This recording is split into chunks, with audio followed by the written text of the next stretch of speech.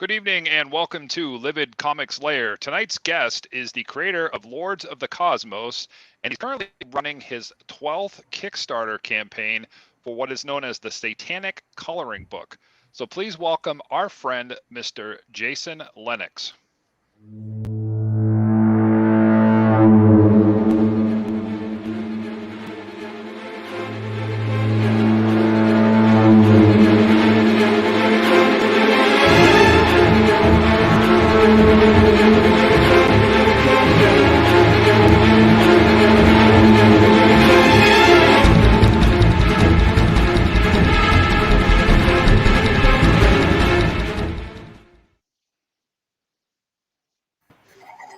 Boom, we're live, just like that. What's up, everybody? Man, that was an intense intro, man. That was Gary Stewart's, right? That was great. Have you guys seen the new VHS movie on Shudder? Did you guys see that? No, I haven't seen it yet. Is it VHS No, not 94, right? Is that what it's called? Yeah, no. Well, there's a little bit of sewer action. I was kind of getting some VHS 94 vibes from that intro, man. Oh, nice. Yeah, I there you have to go. check that out. Remember the game Sewer Shark on Sega CD? That's old. I'm going back. I'm an old guy. No. Yeah, I had Sega CD, but I don't remember that. Yeah, that was a fun game. That's what kind of reminded me of that too.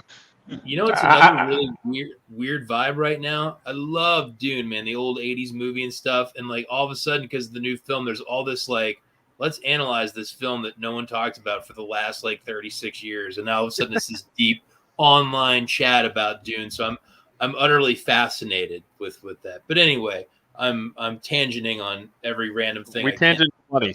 No worries. Welcome to the show, sir. Yeah, I was just going to ask you though. Did you see the new Dune yet? No, it's great. Like one of the smartest people that I know, he's a researcher at Penn State. He literally sent me a mandate invitation. Jason, I would like to go see Dune with you so we can analyze the film afterwards. And I was like, yeah, hell yeah. That's the person that asked you to go see Dune, right? The guy with the advanced degree that's a research scientist. Hi, Randy. He wants to go see it, and then I think he wants to go afterwards and like analyze the movie after we see it. So no, next Tuesday. And it's funny because you know, when you have enough geek credits, like, Jason, have you seen the film? Do you approve of it? Like, not yet.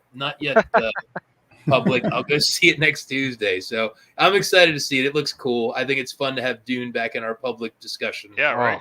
Yeah, I wonder how much. Yeah, I wonder how much of the reference art and concept art that they use from like H.R. Giger did the stuff back in the 70s. I wonder if they're still going to pull from that to keep that world alive and stuff like you did with Alien, because that would be pretty cool if they kept that vibe. I can't. I hope there's some, but I'll let you know. I mean, that was one of the weakest parts of the original film. Is that some of the Dune buddies? All right, that some of the special effects for like the ornithopters in the '80s version, they're a little rough. I've been seeing some of the art and graphics online for the new film, and at least that part looks like a massive upgrade. So I'm gonna know on Tuesday. So can't wait to see it. Yeah, I saw it in IMAX on Sunday night. I saw IMAX. John, was it awesome? Am I going to be angry and rage out at the theater? I loved it. I mean, there's people that are on both sides right now, but I feel like the people that don't like it are typically the people that didn't read the book, because you know how dense the book is. They have a glossary at the back of it explaining terminology of like the languages and what the names mean and all this and that. And the movie, I felt like did a really good job of following the book. I mean, you have to cut some stuff out. Some of the political stuff gets cut out a bit. I thought they did great, and the effects are amazing. The score is awesome. Hans Zimmer just crushed it with the music. So I give it 2 thumbs up, but I don't have enough geek creds yet. But I will say Dune is one of my favorite all-time books, and I thought it lived up to it. So I'll say that. Yeah. Well, guys, seriously, thanks for having me on the show. I think our mutual friend Brian Keene kind of connected us. So hi, Brian. I hope you're watching. Awesome. Yeah, we love Brian.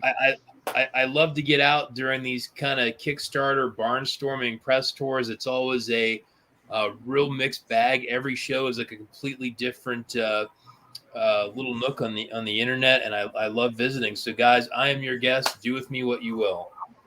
You got it. Yeah.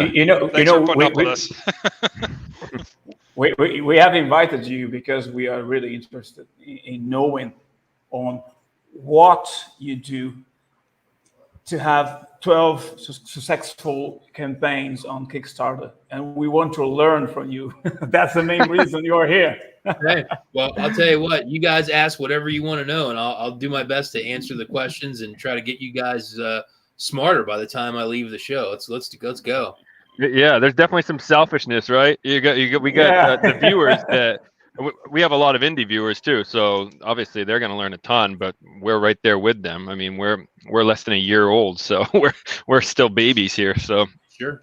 Yeah, Yeah. you must be doing something right, because that's not usual to have someone to have so many campaigns like as an individual, because we see companies who do that, editors, and there's a team behind successful campaigns, and you look like a one man, and or you do you have any kind of support, or you just by yourself? Well, yeah, I'd be a bold-faced liar if I just said I was doing everything by myself. So probably the first big tip that I would give you is to recognize that the most successful Kickstarters usually have one guy out in front. So if it's my idea, it's me.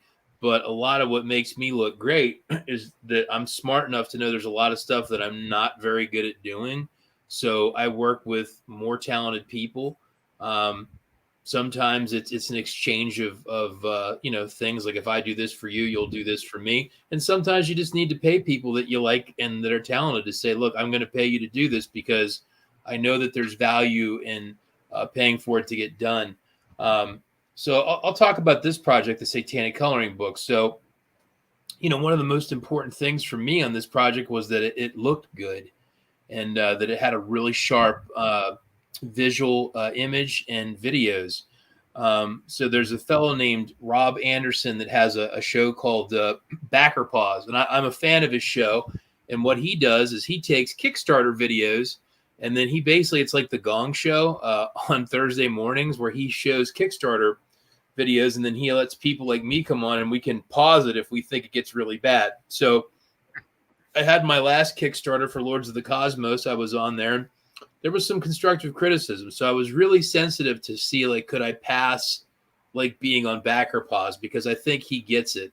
And without naming any names, there are a ton of really, really bad videos out there for Kickstarters that are way too long. They're way too wordy.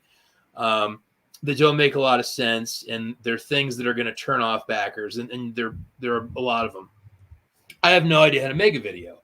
So on this project, I'd initially found a graphic artist to work with, and there was a parting of the ways. They couldn't do the project due to some scheduling and personal issues. So I was lucky enough to find Randy Faust, who goes by Dark Art Randy. And Randy was a person in the Satanic community that had contributed some art. And I knew that he, he was really handy at doing graphics. And we had a call a couple months before the Kickstarter was going to launch. And I said, hey, I'm in a little bit of a lurch. I could make graphics myself. They will look very ragged and basic. And I don't want that. I want my Kickstarter to look really sharp.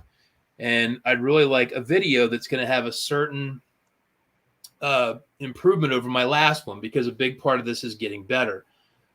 So I got with him, and he said, we're not going to let you down, man. You make our community look good, and I'm going to help you out. So I'm smart enough to know that Randy does a better job than me at making things like graphics and videos.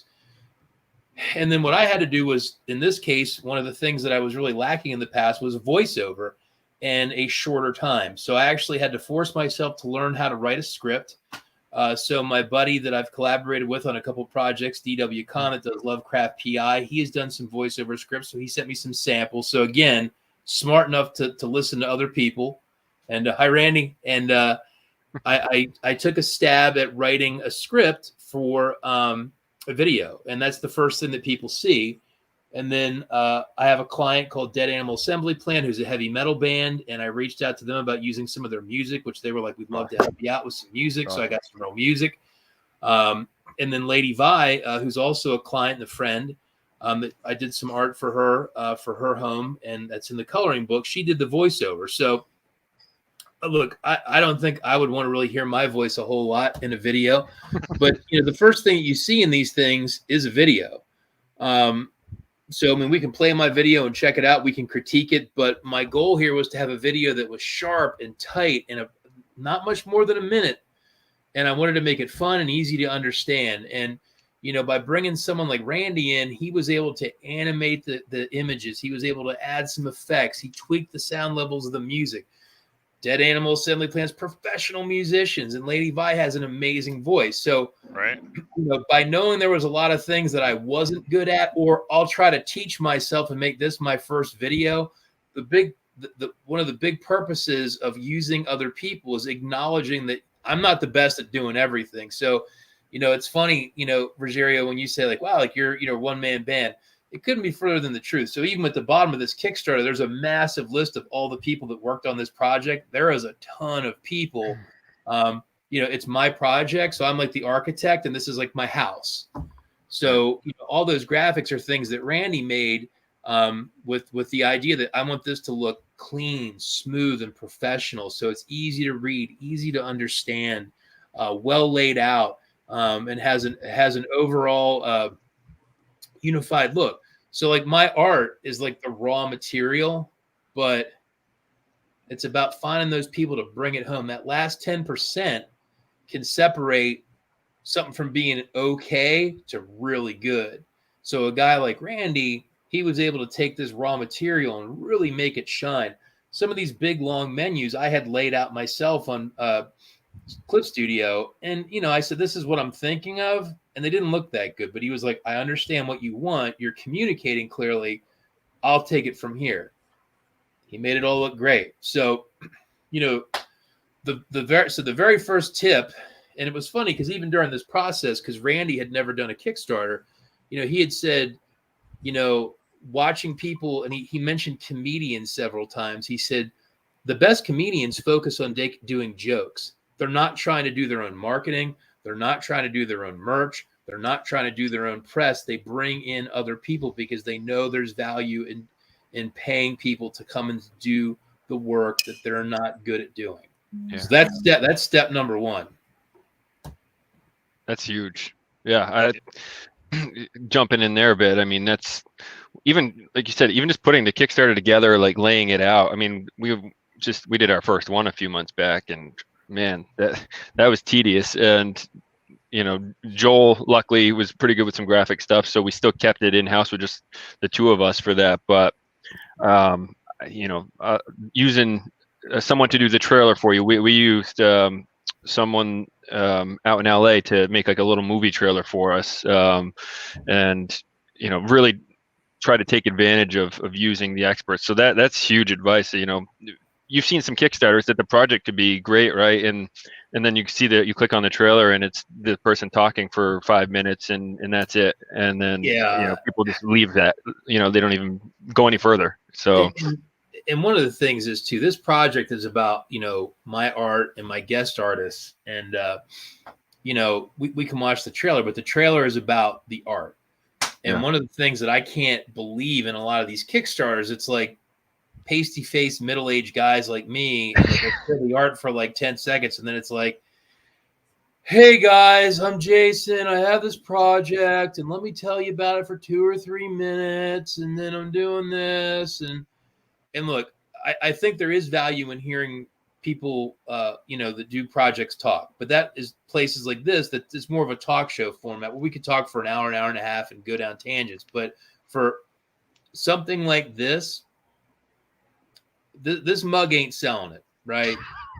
I hope the art's selling it, because I'm not a model. I say that, but at the very bottom of the Kickstarter, I do have my latest press photo, which is a hoot. It took 1.5 years to get everything ready for it, so we can go look at that, and you guys can roast me. Find that right now. Why not? Yeah, keep going. It's like way down at the bottom. Like we did makeup. I drew a background for it. Nice. Yeah, so it's American Satanic, right? Yeah. That's awesome. So maybe I am a little bit of a model, but you know, I love hearing creators talk about these stories. But you know, to me, the key to these things today in 2021 with Instagram and Twitter and everything else is a video. But it's a video that's fast, easy to understand. Show me the money, and the last thing I want to see is some dumb face like mine. Hey guys, I'm going to talk for 3 minutes because spoiler, nobody is going to listen to you talk for 3 or 5 minutes in a video. hey guys, I have a project. Like nobody cares. You got to keep it fast. So if you want, man, let's zoom the video let's up. rip it up. Let's play Fire it up, John. I'm gonna go full screen here too. You guys can critique it. Here we You go. got it. We'll Yeah, I'm fire going to go this full thing up. screen here. Greetings, sinners.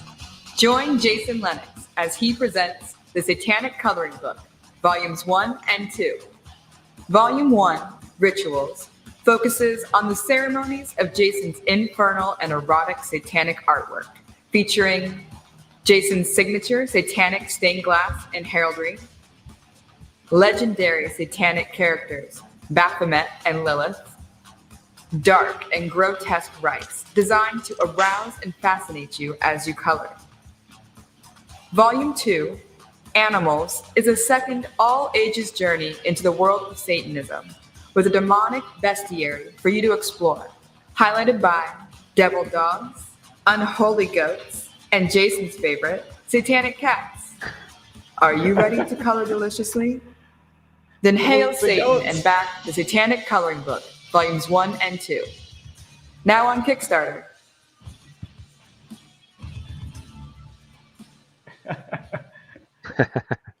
Yeah. I'm sorry. I'm sorry if I'm laughing. I know many people take that seriously. But when you mentioned earlier on that you make the satanic community look good, that kind of boggles my mind. They're supposed to look bad. I don't know. Well, that's part of the fascinating element of that community is that the community loves things that are dark and scary, which you might think of as evil, but I think it's more of a look or a style. I've talked about this in some other podcasts, and I'll share my thoughts with you. I think there's a reality of what Satanists are, and then there's a perception.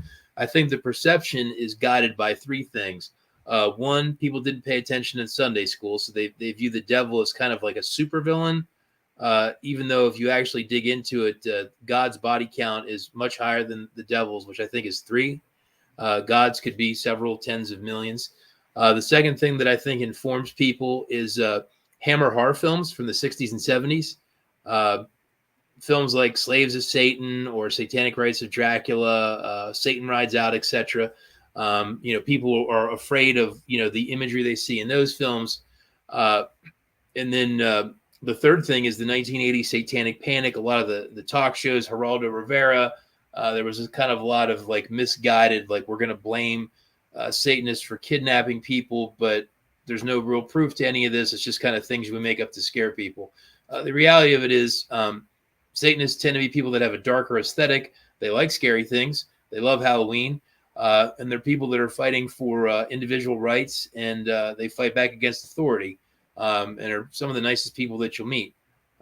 So I think when I say let's make the community look good, is it to try to maybe educate people just by having appearances like this, to talk about it, to give you maybe direction to watch whoa, Randy, a biblical coloring book. I can't even imagine. There's a documentary called Hail Satan, which is on Hulu. You can check out that talks about the Satanic Temple's fight to put the Baphomet statue in front of the Oklahoma State Capitol next to the 10 Commandments and things like that. So I think the Satanic community is cool. I think it deserves maybe a better shake to the public. And, so when I say to make them look cool, they like it. They like a dark aesthetic, but I think sometimes it's a little bit of a scarier exterior, but they're people that are fighting for things like abortion rights and things like that I think most people think are a good thing. And they're out there fighting for people's individual rights. So maybe more of a complex answer to a simple question, but I hope that answered it. No, that's a good answer. I thought. Yeah, sure. Yeah. I was when we got to the all ages animal book there, I was thinking, man, I would love to get this for my son, but I already feel like I'm raising children of the corn over here at this house. So, that's really cool. I think the cat is that really your favorite satanic animal? The satanic cats. Well, I believe there are 7 satanic cats in the coloring book. So just based on the body count, it has to be at this point, right? So I just put the 3rd stretch goal up. The 3rd stretch goal will give the backers a choice of another additional animal ferret, owl, spider, and fox. So they're in the stretch goal part of the campaign. But, I mean, going back to the video, I mean, the point was to give a very concise message in about a minute 7. And I'll tell the three of you guys, that was one of the hardest things I've ever had to do, was to write a script that communicates a message in a time limit. It's very difficult. And then you're trying like not to repeat words and like what makes sense to say. And like, there's so little time to say things that you have all these things you want to say, but you got to cut them out. And again, how have I been successful? I pay attention and learn. This was the first time that I did a voiceover script. So I was trying to understand, like, how does that work? How long should it be and things like that? So, asking and listening to others that have done it to say, my friend DW, like, how long should this be? What should be in it? Having him proof my script. And he was, read, take stuff out. And not fighting him and saying, I understand what you're saying. Guide me, because I don't really know how to do this, but I want to learn. So, be humble. Yeah. That's, it's like almost like writing the synopsis for like a novel, right? Like just trying to know how much to put there, and, not give too much away, not talk too much. So I can't even imagine writing that. We were lucky enough. The guy that did our trailer wrote the text cards for us. I basically just said, hey, this is what I want to get across, and he wrote it for us. There's no way I could do that myself. I would butcher that. So it's tough, because I think all want to put in more and more and more, and you have to go less. And again, Kickstarters are, the goal is to raise money and the goal is to do outreach. So you have to realize that you may get very limited time with people as they just browse through things. So again, when you start dropping me being like, hi, I'm Jason, and now I'm going to talk for 3 minutes, nobody going to listen to that. Right. Nobody. Maybe your mom, but I don't know about that. But, but it's tough. So, I mean, like, how does this communicate a message in a minute to strangers without me explaining it? It's tough. Yeah. Speaking about moms, are you getting a lot of backlash on the subjects that you have chosen? Like religious community out there, are they kind of trying to put that down for any reason related to their beliefs? So yes, not as much as I would have even thought. So what I've done with the coloring book, Rogerio, is to take it to a lot of Facebook groups. So I've been in a lot of coloring book groups, and there is a ton of adult coloring book groups. And what I've gotten is feedback that is dumb. So, for example, one of the weirdest things that happened was there's a picture in the coloring book I drew of a cow with a pentagram. That's it. And I put it in a group, and this guy got horribly upset that he knew that the cow was pushing an agenda. And I was like, what's the agenda? And he goes, well, you know what it is. And I'm like, no, I'm asking you because this is your words. Like you said, there he is. There's the cow. There he is. Yep. And I said, what is it? And then so we had this stupid back and forth where he's like, you know what you're doing, and this is hurting people. And then I ended the conversation. Well, I got thrown out of the group, but I said, could you show me on the cow where the agenda hurt you? Because he wasn't able to explain it, I've had people just say this is disgusting and I hate it. And, I'm like, well, all right. Like, but why, where, so even the people that are critical of it, it's really dumb. I mean, where it's like, I hate it, but why do you hate it? And, is it scary to see a pentagram? Like, okay. I mean, like, is that really, we could start breaking down like real churches and stuff that really hurts people. I don't feel the need to go attack people's churches and beliefs and things of that nature. It's not my place to do that. But it is very interesting that people do feel the word satanic will scare them. But like I said, I don't think they can define why, which is why I default back to what I said before, where did they see a lot of Hammer horror films when they were a kid?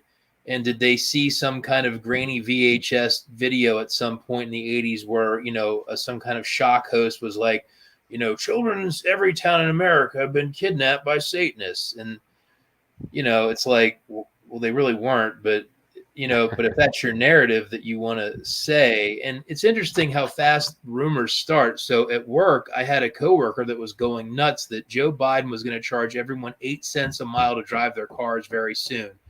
And he was irate. And I looked it up online, and there was a big news article saying this is in fact false, and that it was spread by one guy on Facebook. So I was like, you got to read this article. So, the 80s had the Satanic Panic, and I think a lot of that stuff's still there. So in these people's minds, is putting this out mean that someone's going to snatch their kids from their neighborhood? It very well could be, but a lot of them aren't really able to articulate that. It's just kind of more like saying, hey, John, you're stupid. But why? Like, why is John stupid? A lot of reasons, I guess, but yeah. Yeah, I remember the 80s Satanic Panic. Like, there was like a parent's way to identify if your child was involved in Satanism, right? And it was like, they might have 666 drawn on a notebook, or they might have the KISS band, the Kids in Service of Satan. Like, if they like KISS, they're Satanists. So I remember that in the 80s. That's funny you mentioned that. Well, I thought about that in a while. If you remember, even Judas Priest and Twisted Sister got hauled before the federal government about, oh my God, like a kid listened to Judas Priest while he was drunk and high and shot himself, and Judas Priest must want their fans to kill themselves. And I remember Rob Halford, watching some of the stuff on YouTube years later, was very articulate, talking about this doesn't make any sense. Dee Snider kind of went through the same kind of public pillorying that that his music is free speech and it is not inherently dangerous. But so I think a lot of this stuff is, and to be honest, because I like to have these kind of talks, it's kind of fun to have a project that challenges people to say, why does that cat scare you? Can you articulate it? If someone said, hey, you're going to Sunday schools and putting this in a house of worship, that this isn't our beliefs, I could actually buy into someone saying, okay, that actually is kind of rude and offensive. No different than taking, one religion's holy book and putting it at another place of worship. That would be rude and disrespectful. But no one's doing that. This is just on the internet. You can go there. You can not go there. It's not invading anyone's space any more than they decide to go look at it. And if they don't like it, they can click the X and get off the site. So, sure. So yes, for Jerry, there has been some, but a lot of it's been kind of embarrassing and stupid without any actual point. Except to say that I hate it. No different than if I just critiqued your art and said I hate it. And you would say, well, why do you hate it? Well, I hate it. And you're just like, what was that? You know what I mean? Like, it's like the critic actually looks bad through the process of a poor critique. Yeah. So yes, but it hasn't been very impressive. Oh, that's we all got questions. Do the animals have a correlation to the symbol that they're with, or is it just at random, or is there actually a meaning behind that? I'm not too in depth with the correlation there. So a lot of this art was made over the course of 6 years. So a lot of them just were kind of what I was feeling at the time, and I also didn't want to double everything up. So I was just trying to take. There's a lot of occult imagery that people have made up for role-playing games and music bands. So what I tried to use was authentic satanic imagery. So what I was trying to do is not repeat myself and just try to mix up the symbols to use authentic symbols, but not repeat them. So that's a great question, but no, there was never some deep plan that the cats will get this and the cow will get that. I was just trying to mix it up, Gotcha. Yeah, I mean, the subject fascinates me. That's what I definitely. I mean, I fully admit I fall into that group that doesn't know much more outside of what you see out there, right? So, like when you were talking about seeing movies or news or reading things, I mean, that's been most of my extent with that community. So, you make a lot of good points. I'm fascinated by it. I think learning about it all is something that is of great interest. So I appreciate you saying that up front there. So I'm not sure what this comment is. I was just looking at that. The elbow cough caught you off guard. Yeah, actually, trying to read. We all do know that the devil sells. The devil sells a lot. heavy metal Always bands has.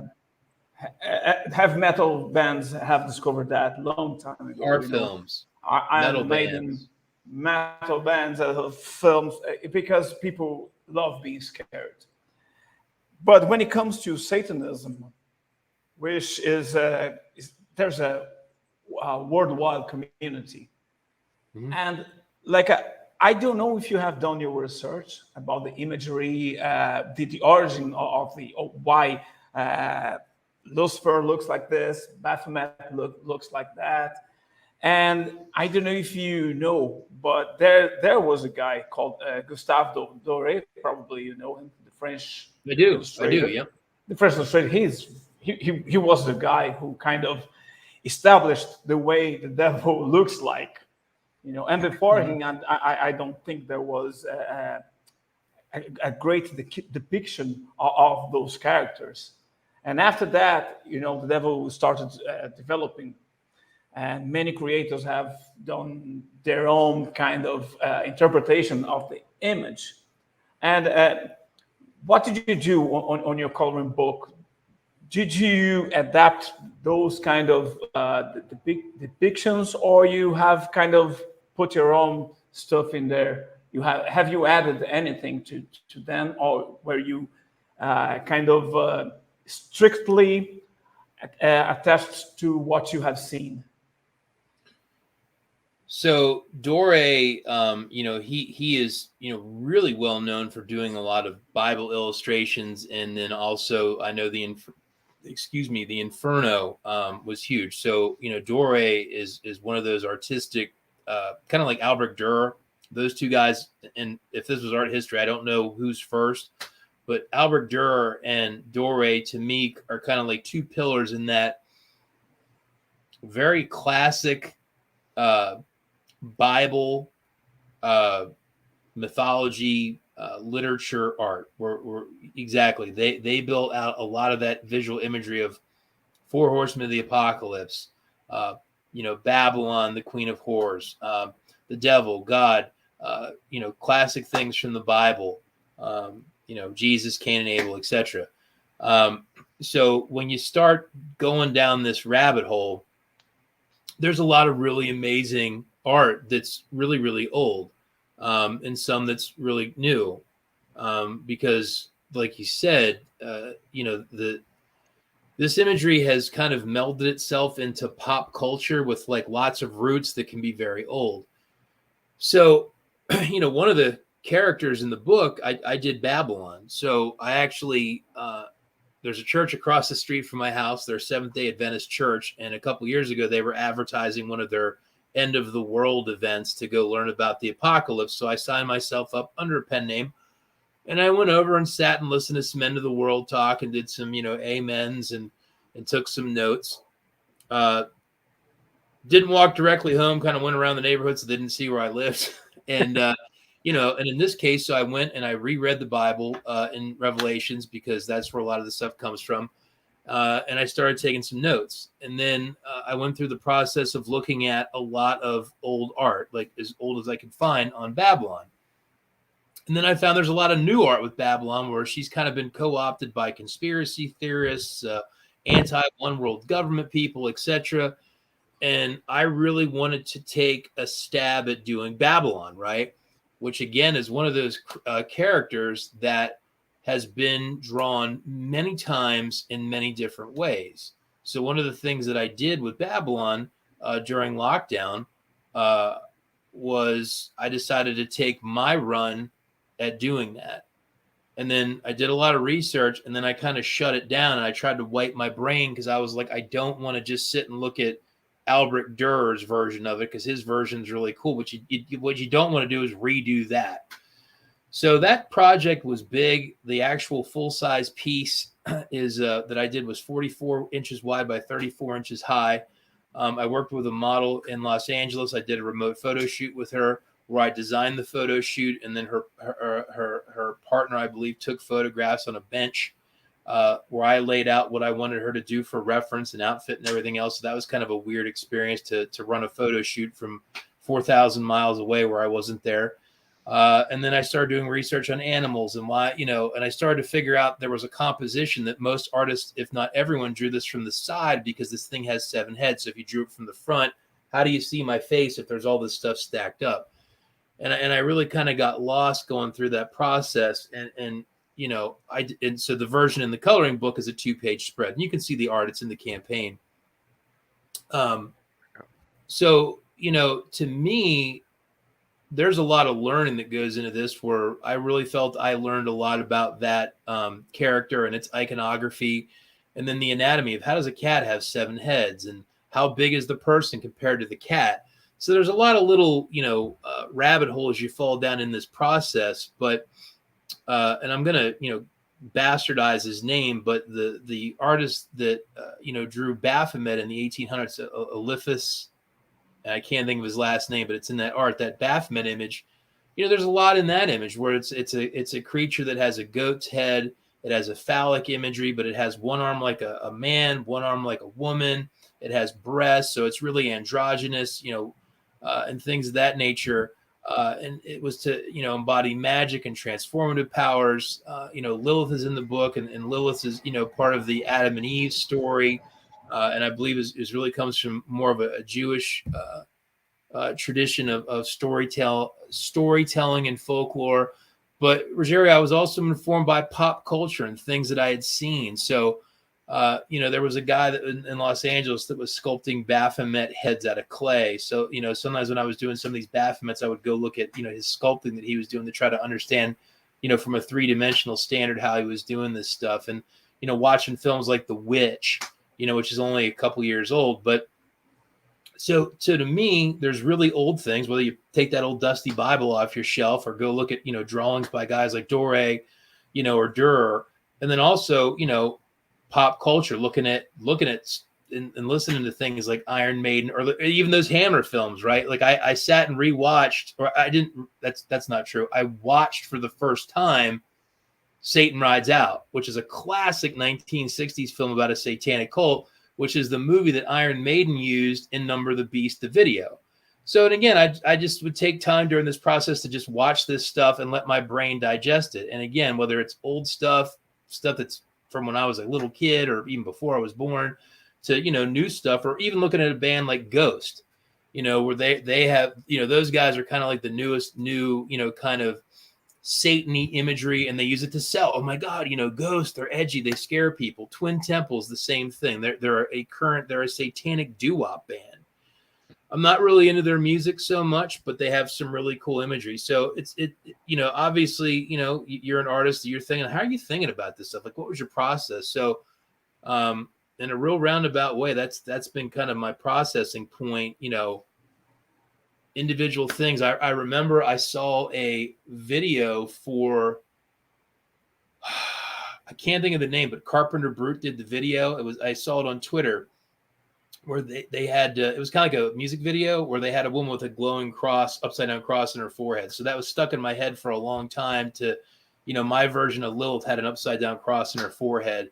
And I asked my colorist, when we colored them in some posters, because these things are all colored too as prints, that I wanted that cross to glow a little bit, which is something that I just saw in a video, where it's like, that just seemed cool to me. So you kind of put it in that crock pot of your brain, and you're like, I'm going to use that glowing cross on the forehead thing, So there's little things like that you just kind of, as an artist, you just see things as you just live your everyday life, or you see things and you take things here and there. Yeah. You're working through in some of your designs with like a stained glass 2D element to that. Do you actually work in stained glass also, or is that just a 2D representation of some of those images? So true story behind that, and kind of going back to collaboration. So I had a little picture of a goat with a pentagram behind it, and my colorist, Danny Zemba, colored it. And she added some lines and made it into stained glass. And I said, why did you do that? I said that I didn't draw that way. She goes, I just thought it'd be cool. And I thought, And I kind of stared at it. And at first I didn't like it. And then I thought, that's a really neat idea. And it was just simple. It was just a circle with some lines in it. And then I got hired to do a commission of a wizard. And this would have been in like 2016. And I said, hey, how about we don't do a wizard? let's do something satanic. And my client was a young lady named Shannon. And she said, I trust you. And I have always wanted to draw a bagpiper. So I drew kind of an undead bagpiper, and I put some pentagrams into his bagpiper gear. And I went and researched a bunch of stained glass, just basically became a stained glass tour on the internet. And I designed a stained glass with, a goat and Baphomet and a bunch of astrology and satanic symbolism and a little bit of Freemasonry thrown in for good measure to, get people's conspiracy gears going. And that was the first time I intentionally did one, and people reacted to it and said, this is really fresh, because all we see is very, Christian stained glass. Like, this is new. And there's a little bit of satanic stained glass, like people's little sketches, but I started incorporating it for a couple years into these pieces. And then I kind of got a style to it, and I started learning more and more about stained glass. Now, look, I've never made stained glass. I would probably just break it, but I've done enough drawing it, and I've tried to do more complicated ones, more simplistic ones. I've tried to mix it up and do things, but a lot of people started to kind of get to know me for satanic stained glass. And when Lady Vi came to me to design that art for her house, and we made our connection that way, she said she Googled satanic stained glass. She goes, you're the #1 person on Google for that. And I was like, really? No kidding. And then, part of that journey, after I made stained glass, I started thinking about, well, if Satanism was a kingdom, right? So I got all these characters doing stuff. Maybe they would have a flag. Maybe they would have a coat of arms. So, part of this project is I tried to design all those things for this iconography where we have the symbols, but let's make a flag. Let's make a coat of arms. So I started studying heraldry. I started studying flags, and when kind of going back to saying, let's make Satanism look good, to try to say, if this was in a building and this was the iconography of this organization or this faith, like, this would be how I would try to do it, to say this is all the stuff, whether it's stained glass for a building or symbols and things of that nature. And it was fun to kind of build that along with kind of designing some of these characters. So like there's, nuns with skulls. There's kind of these undead soldiers that pop up. There is werewolf dominatrixes that came up a couple times in there, where these women, sensual women, but they have wolf heads. And I always thought that was kind of a cool thing that I've had in the back of my head for years. So again, some of these things just again, in that crock pot of your head and just putting them in. But we had a comment there from Sean about doing the best I could do to keep the core known creatures and characters respectful and on point. And again, there's room for interpretation with Baphomet, Lilith, and Babylon. But I did try to keep them as close to what we know about them as possible, so that the community could say, yeah, that looks good. You didn't trash it. And then kind of mix my characters in along with it. I was thinking about the real stained glass as a reward, like a well, that could have been really great. Here's the thing, like I wouldn't even know where to start or how much stained glass costs like that. So maybe for volume 3, we'll do that. I don't know. But if someone knows an inexpensive stained glass maker, hit me up on Twitter. There's a glass shortage right now, so it might be expensive. I got a solution for this, though. You can print them on like clear vellum, and they have like a sticky on one side, and you can put them on a traditional flat pane of glass. So you could do something like that, right? Where you take your 2D image and it's translucent with that vellum. So that's a possible solution too. So. A cheaper version. yeah, but it's shippable. Roll up a tube, send it, done. Right. I like think logistically how to get things to people's door, man. I mean, Virgil wants real stainless glass in his possession. I wasn't he'll get his house calling and opening out, right? That's what he'll want. He doesn't know the terror that is our U.S. mail system. It's just an absolute freaking nightmare. They can't ship shit, so I can't imagine them trying to get a stained glass of somebody successful. And here's the thing: it could be that someone will see one of these pieces, and someone could say, "Hey, I made one," and who knows? I mean, like maybe the stuff inspires someone that actually works with glass to make one of these things and takes them and runs them. Cool. People see art. If you're an artist, hey, can I get that tattooed? Yeah, sure. Go send me a photograph. Maybe there's a glass person out there that, says, hey, I saw it and I wanted to make it. So I made it. Here it is. So That's awesome. That'd be Look cool. great. Yeah. Yeah, that'd be great. Yep. What were some of the challenges and technical issues that you found while you were trying to put this project together that you had to overcome? I think this was the project that I put the most thought into numbers, where I built a spreadsheet with every reward down to the cost, and I was doing test ships at the post office and building out every single item's P&L so that I knew what profit was on each item. And I struggled a lot with my colored pencils because there wasn't much profit because of the nature of my little colored pencil packs for this thing. They need to go in a padded envelope. So I had to experiment with additional shipping on those things if they were shipped without something larger like a t-shirt to like sneak it in an envelope. So I really got into it, not into it because she's a lovely person.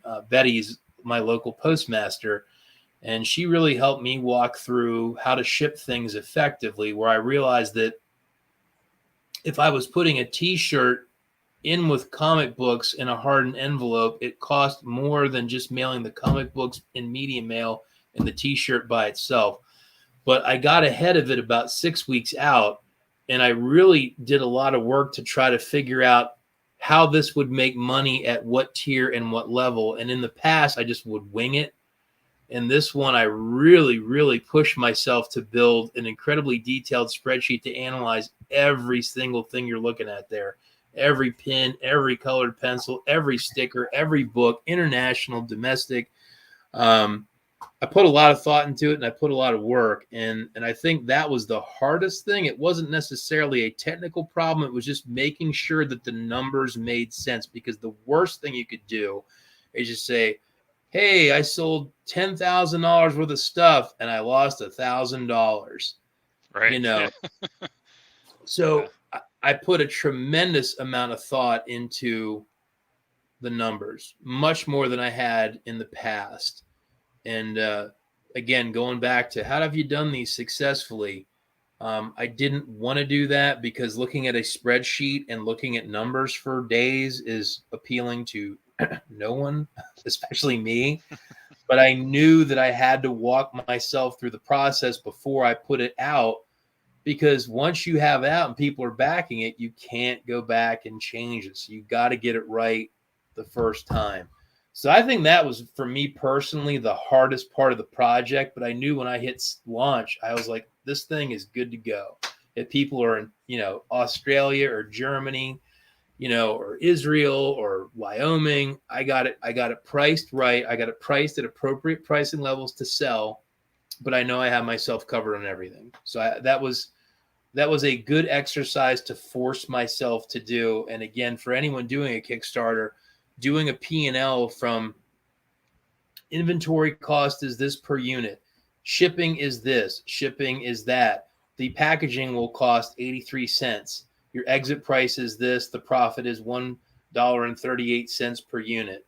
Like, doing all that is well worth the time. And you find out some things are priced wrong. Maybe the thing that's priced at $3 should be $5. What if no one buys it? Well, if no one buys it at a level you'll make money at, then why sell it? You're better off to not sell it. So that was the hardest thing for me personally in this campaign.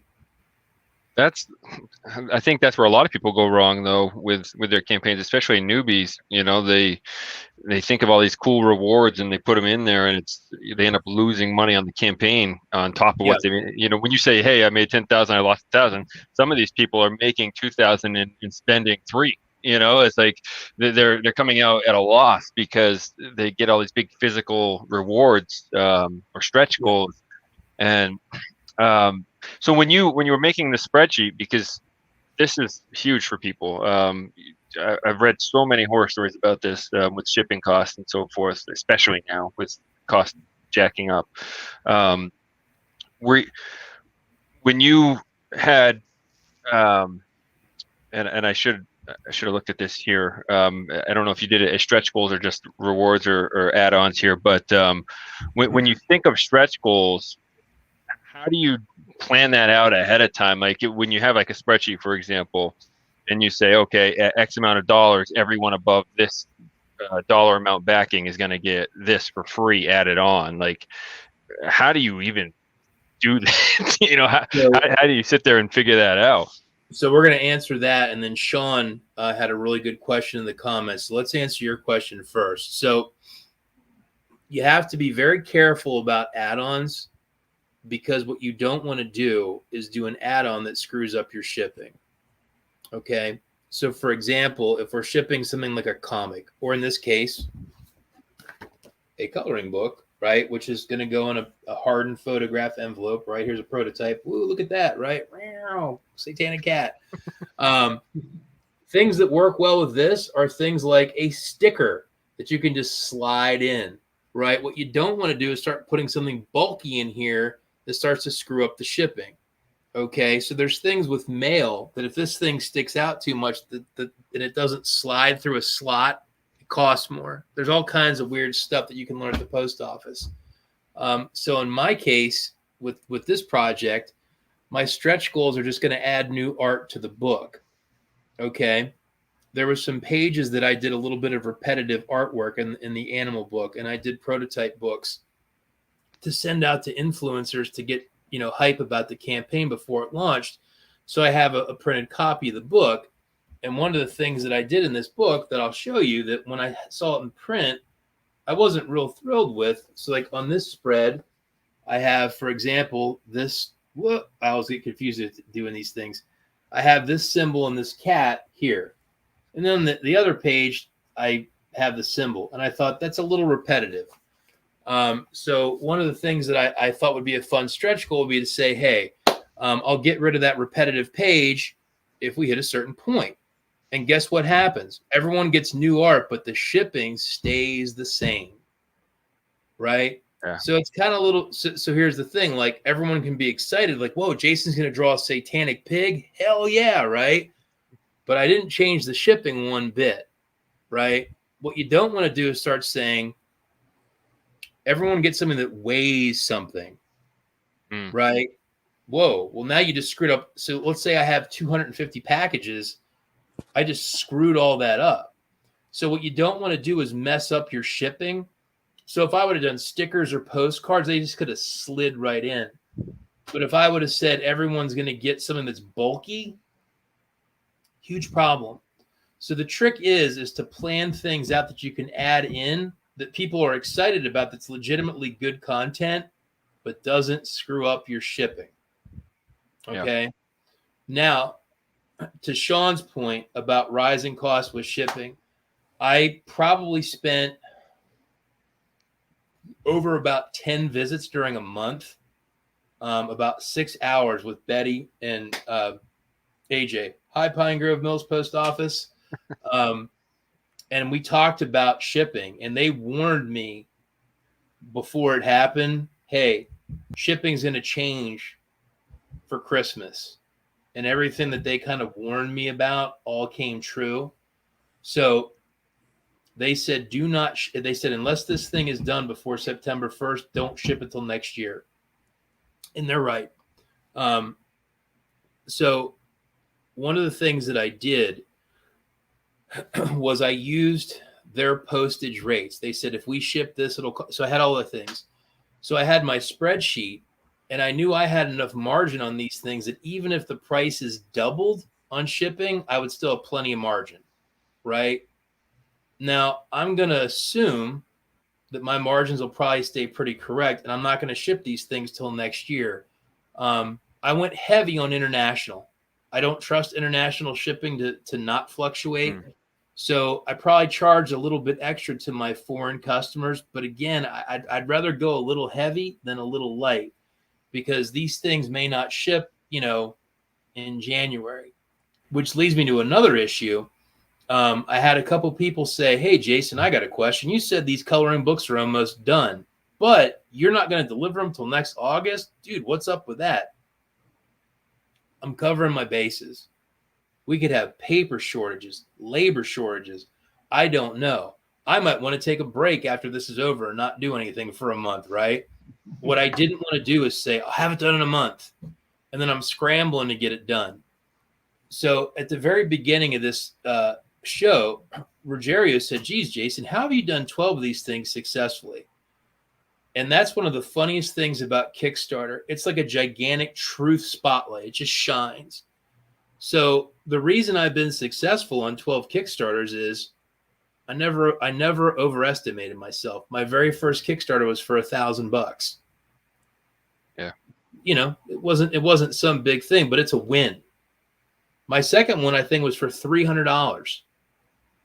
Did it in 2012 or 2013. Humble goal. And I funded. I got like $400. You can go look it up, right?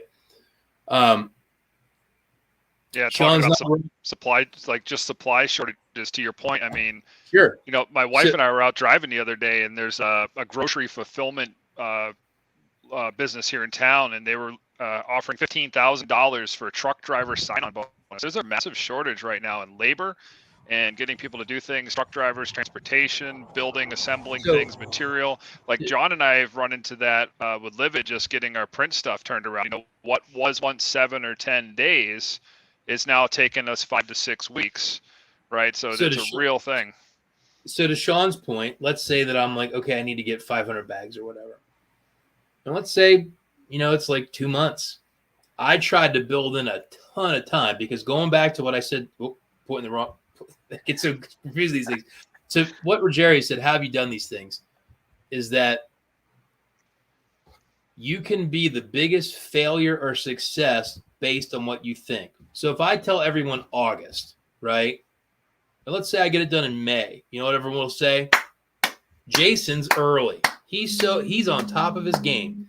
But if I would have said I'll have it done in November of this year and it gets done in May, you know what they'll say? That guy's late.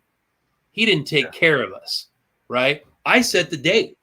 So I thought, why am I going to make this hard on myself? I'm going to say it's going to happen in 10 months.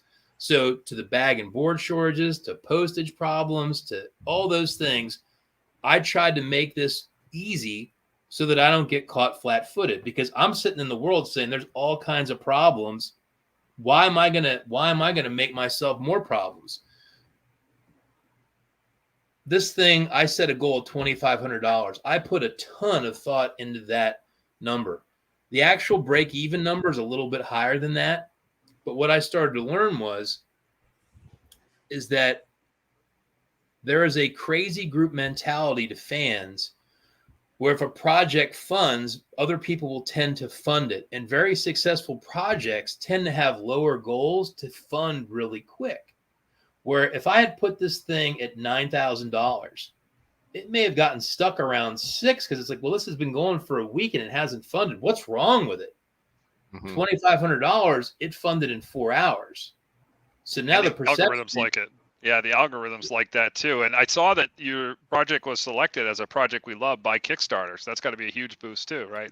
It was also the featured project on all of Kickstarter last Thursday, the entire platform. Oh, wow. Awesome. No kidding. So I got like 46 backers out of that or something. I'm glad to see, man, that they're not being kind of assholes and being like, oh, we can't promote this because we're going to offend, Christians or something strange. Like, that's cool. So like they're willing to do that. The director of all comic books and publishing is a lady named Oriana Leckert, and she reached out to me before this thing launched, and she's like, we're looking at this in the preview phase, and she's like, I love it, and I want you to succeed. She actually gave the project a personal critique, and so we really want to see this win. We really like it. So they definitely did not in any way. It's the reverse. Like they've been super supportive and putting it on the front page. It was when it launched, it was a project we loved as soon as it launched. So it's because it's kind of fringe and subculture like that, right? Like maybe they're trying to be more inclusive. That's a big thing nowadays where they're like, okay, well, this is a sect of people that we need to include. Maybe there are people that work at Kickstarter that are Satanists, and maybe they Could said be, this guy probably. No doubt. No doubt. You never know, right? We got to give this guy a bump. So the perception is now, like, and I've been at a couple comic shows during this campaign, and people taught me online is, you're successful. This is over 500%. You're kicking ass. But if I would have said the goal was $30,000, right, the perception would have been, you're a loser. You're not doing it. So the crazy thing with Kickstarter is, it's like you set your own difficulty level. You set your own schedule. So my whole thing is the perception I want is to be successful and early, right? Yeah. Like, hey, he said August, and I got my thing in April. He's awesome. Hey, he's at 544%. I mean, we could go to 700%. I don't know. We're not even close to being done. So I think one of the biggest mistakes people make, they think they're this popular, but they're really this popular. It's very difficult to, I think, have the humility to know that you're maybe not as big of a deal as you are in your own mind. I'm as guilty of it as anybody else. We all tend to think we're more than we are. We have egos. I don't. So I have an ego. So you got to rein it back in. I do have an ego, but I always think I'm a lot worse. But I don't know. But there was a lot of thought into that $2,500 because I didn't want to make it $100 and be like, oh, it's a bullshit number. So there was a lot of thought into that. Number was respectable enough, but low enough that I knew we'd hit it real quick. And then, like you said, the algorithms are like, Jason's successful. Jason's funded. And then what happens, right? In Kickstarter, there's a thing that says follow this project. And that means three things happen. If you follow it before it launches, you get a notice as soon as it goes live. Yeah. And then 48 hours before it wraps, you get another reminder from Kickstarter, and then you get one 8 hours before. So I checked the other day. I think at this point there are 750 some people following this project. Only 18% of them have actually backed it. So there's going to be a massive set of eyes coming back to this thing in about a week and a half. Now, if they came to it and said, oh, it's 32% funded, they're going to be like, nah, they're never going to make it. Why am I going to back it? And they'll just move on. But let's say that you forgot about it and it's like, hey, Joel, John, Rogeri, go check it out. You're going to go there and say, well, shit. This guy's at 700%. Well, I'm backing that because it's a winner. It's a done deal. Yeah. I'm going to get my Done deal. Right. Yeah. What's that? Yeah, like I'm going to get my stuff. We've talked to some people too. They'll obviously have like a monthly Kickstarter budget, right? And if that money is tied up for 10, 20 days, well, that's money that they can't use to back something else. It's not unlimited means. In some situations, they might say, okay, I have $100 to work with Kickstarter for the month. Well, if I give you 50 and it's not going to back, well, then that money was just dead, sitting there for a while, Exactly. right? And now I know it's going to work. I know it's going to get my stuff, and I know it's going to fulfill. There is a truth to that. And here's the thing: there is a ton of manipulation in those numbers. Because, like I said, if I would have made my number $15,000, I'd still be. Well, first of all, people might have said he's not going to get there anyway, because the first couple of days metrics would have been bad. Yeah. Right. You know what I mean? So the perception is what you make it. And it's understanding what your popularity is and set your own. I mean, you could make a mill for Livid Comics. You guys could say you want $1 million for your next book. That's your prerogative. Now, I don't know if you'd make $1 million. Nah, probably not. But you could put it out there. But then you got to live with it because then people would say, God, you thought you'd get $1 million? John would have to fake an injury, like maybe a bunch of comic book long boxes like fell over on him in the basement and like cracked his pelvis or something, and it'd have to be some sad struggling story to get $1 million.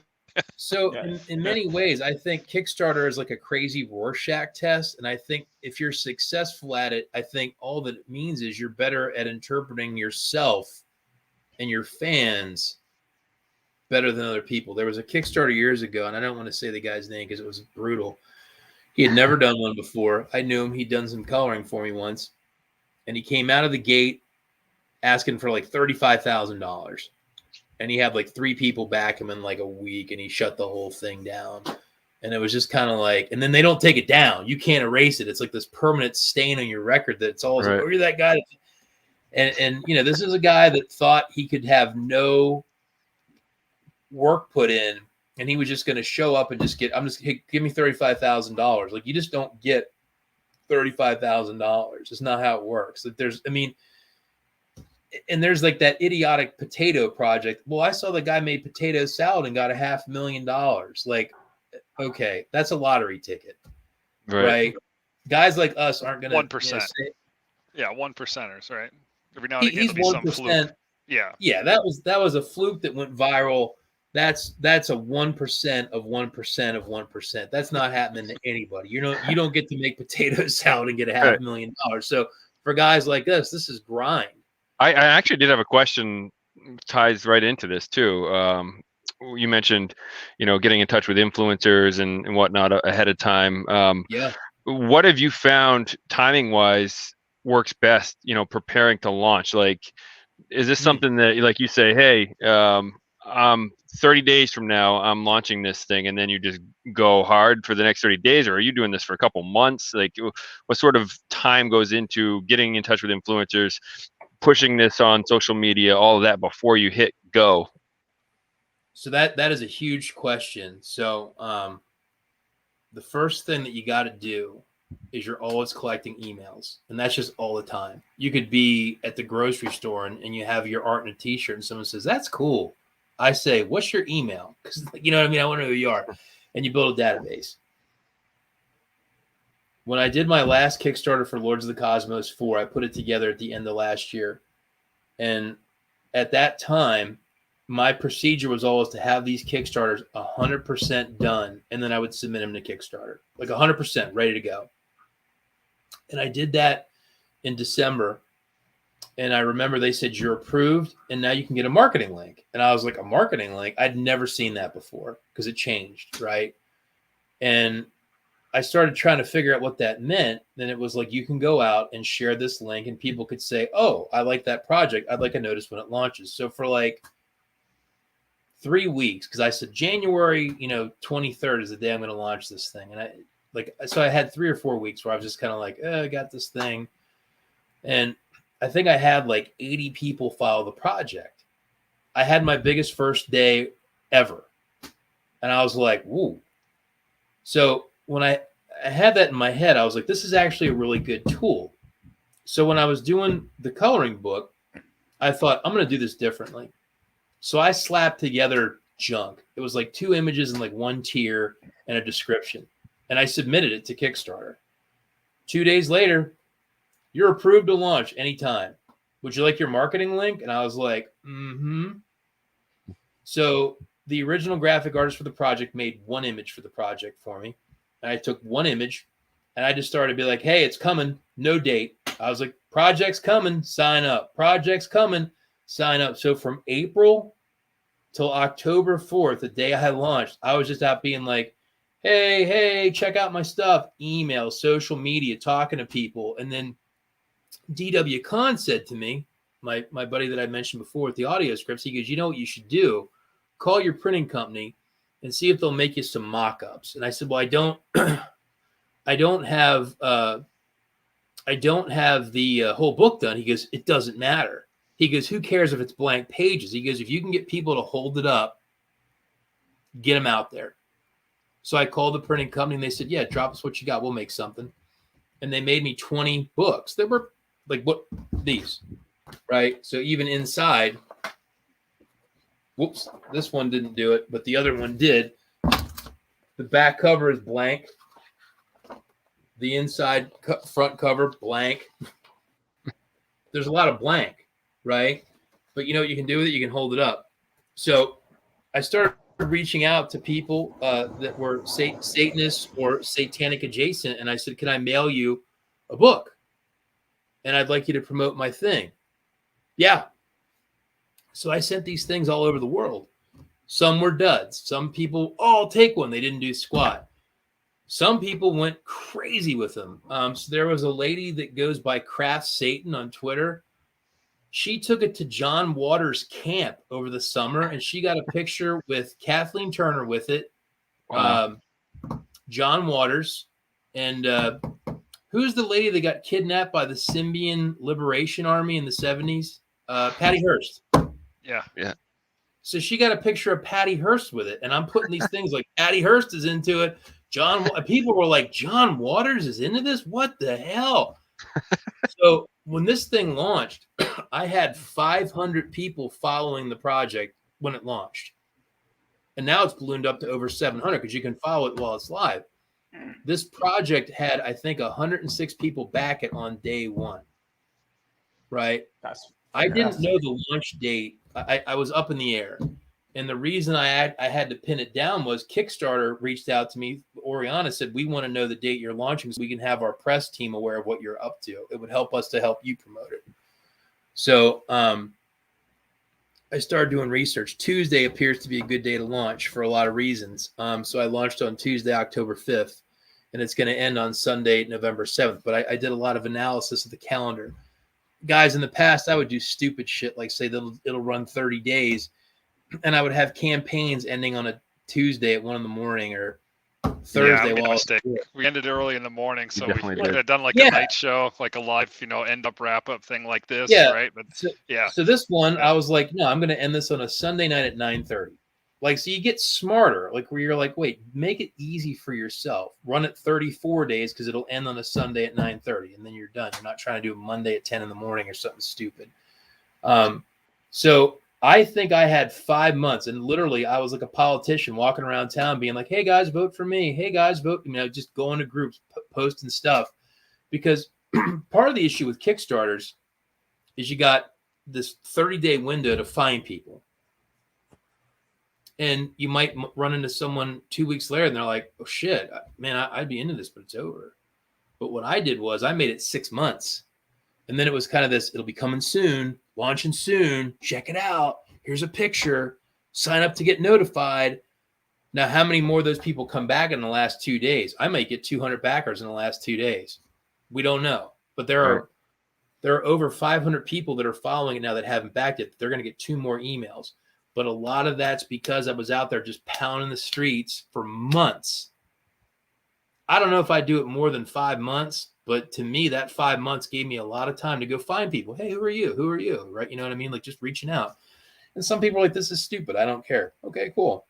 But again, it gave me the time to just get out there and just do a lot of, hey, here I am. Yeah. Build that first day. And again, build those metrics. So it's like Jason crushed it. First day, $5,000 or whatever it was. Whoa. He doubled his goal in a day. He's successful. Yeah. Do you find yourself, so like with our first campaign, we funded day one pretty quickly, which was awesome. And there's ebbs and flows, right? But we, like Joel said, we did the stupid thing where it ended at like 10 a.m. on a Tuesday or something. And we, like the day before it ended, we had a solid day. Like some really good numbers came in, and then the last day, I don't think we got anything. Just because of the timing of it, it was just stupid on our part. But Sure. When you have those ebbs and flows, when you have the, you're hitting those, those valleys where you're having dead days, do you find yourself doing anything to try to spruce it up, get some people looking at it, or do you just kind of let it ride out, just do your normal routine, posting on all these different areas and so forth? So I have a full-time job when I'm not making satanic coloring books and drawing the devil. So I work in industrial and commercial heating and cooling. So I work with contractors selling heating and air conditioning over north central Pennsylvania. I manage a multi-million-dollar territory with hundreds of customers. My job is to sell. I went to college to get a degree in business. I can teach you how to sell things big and small. I've done in-home selling when I worked in asphalt and excavation. I've worked in commercial coatings. I also, for a time, worked in commercial construction management. I've done home shows. I've done trade shows. I've done comic book shows. I sell stuff all the time. I think I sell stuff when I'm asleep. So when you're in sales and you got nothing going on and you went to your boss and you said, oh, I got nothing going on, he's going to say, get off your ass and go start knocking on doors or calling people on the phone and make something happen, because ain't nothing going to happen if you're sitting in your desk. So every Kickstarter is going to start off high, go low, and probably end high. So you're on day 16 or 13 and things are really slow. You can go post stuff on Facebook and Twitter, but a lot of that is noise, because you know what? There's a million people trying to say, give me some money, right? So your hardcore guys are there and your girls, they're there day one. So what I did on this campaign to really break it up in the middle, I went to my Twitter followers, people that follow me, and I went from A to Z, and anyone that had satanic in their description, I sent them a personal note for like 2 days. I messaged like 360 people. Hey, I know you follow me. It's Jason. Like, hope everything's going good. I'm kind of like doing door-to-door devil. If you haven't checked it out, here's my Kickstarter. Check it out. I got probably 35 people to back it in 2 days. Jason, I heard you on Black Mass Appeal. I can't believe you wrote me. This is an honor. Thank you. I can't wait to back your project. Hey, man, thanks a lot. I didn't have one negative person come at me. It was either thanks so much, or I just backed it, or I already backed it. Thanks for reaching out. I can't believe you took the time to wrote me a note. I got off my ass and I just said, can I talk to you about our Dark Lord, Satan? So Run from the Lord. So I mean, to me, you know, when I was really starting to stall out around day 11, I just said, let's get off the collective ass and just start literally. Yeah. Because you can do shows like this, you can post things, and I think those are standard. But sometimes you got to take it to the street. So in my regular job, if I was really slow, I might sit down with a phone and a computer and Google like 30 people and be like, I'm going to call people for 2 straight days. Yeah, hi, I don't know you. You know, I said that, but like, you know, hi, my name is Jason. I sell, you know, furnaces and air conditioning. You know, I found your company. Could we have a meeting? People are like, sure. Who are you again? Or don't call here. But if you call 60 people, you might get 4 or 5 good accounts out of it. A lot of people are afraid to do that. I'm not. I actually enjoy doing it. So just saying, hey, if this thing's slow, kick it in the ass. Now, again, you Dude. can post. Get out. I was just imagining you doing cold calls, and you know, I've heard you worship the devil, so I got something for you. Well, we do sell heat. How much heat do you want? Would you like the eternal flames of hell package? We can put you. Yeah. A lot of PTUs there, brother. So no, I mean, I literally on this one did some door-to-door knocking virtually, and like I said, it was fun. Like some really cool people chatted with me. Like I felt I ended up making some friends with people that follow me. I was like, whoa! Like I can't believe you wrote me a note. Yeah. No, I mean, what's the point in them following you if you're not able to do that sort of thing, right? So, yeah, I mean, we're building slowly here. We're up to almost 1,000 followers on Twitter for Livid, and that's great info. I mean, I don't even know if I would have thought of personally messaging people that follow us, you know, outside of posting like a mass, you know, tweet like, hey guys. Well, the thing about this, right? If you put a tweet out, and let's see, like maybe only 8 people see it, and it's just in a big stream of information. Like here it goes. Can you see my hand as it zips past the screen faster and faster and faster? But if you send them a message, they get a little thing. You have a notification. Oh, now they got to click on it and look at it. Now, look, if you're doing that every day to the same people, they're going to block you. Yeah. So it's almost like in the Mad Max movies, you can only use the turbocharger in Humongous's truck so much before they got to rebuild the engine. You got to just save it. You can't abuse it. It's every now and then. You can't be doing it every damn day or all the time. But like, and it's got to be to the right people, very, very sporadically. Yeah. But yeah, take it to the streets, go out and talk to people. Exactly. Yeah. Jason, I got another question for you. As you know, like you're a salesperson, and you're very good at talking to people. And and as a good salesperson, you don't go directly, you know, to your product. You you entice them, and then you make yourself look good, and you establish first a kind of connection with them. Yep. All right. That requires a lot of self-confidence, which I lack a lot. Like I'm not a good salesperson. I don't know how to sell shit. But we do have something in common. Like I know that you have had a break from drawing. From you know, like I stopped for several years without drawing anything, and I did the same thing because I just thought that I wasn't good enough at the time, and I stopped for 20 odd years, you know. And I know the reasons why I stopped, but I don't understand why someone like you would do the same thing, because you have the confidence, and sometimes you have the overconfidence, as you mentioned before, and someone like you would have never stopped drawing. And could you explain us why did you do that? So that's a huge, deeply personal question, and that's great, man. Thanks for asking that. First of all, that's really cool because it shows you know a lot about me, because I did have a huge break in art. So there's one thing that I will bet money on every day, and I'll always be right. The only thing that stays the same is everything is changing, right? People change, laws change, the world changes, technology changes, our customers change, and we change. And if you look at your life, right, and I think I'm stealing this from a Sopranos episode where they're talking about the characters in Christopher Moltisanti's story is like every character starts here and they end here, and it makes an arc, right? Everyone starts off as a baby, you know, and you grow up and eventually you die. And your story goes, I don't think it's necessarily linear. Your story can go all over the place. And so as a very young child, I drew all the time. And that was my thing.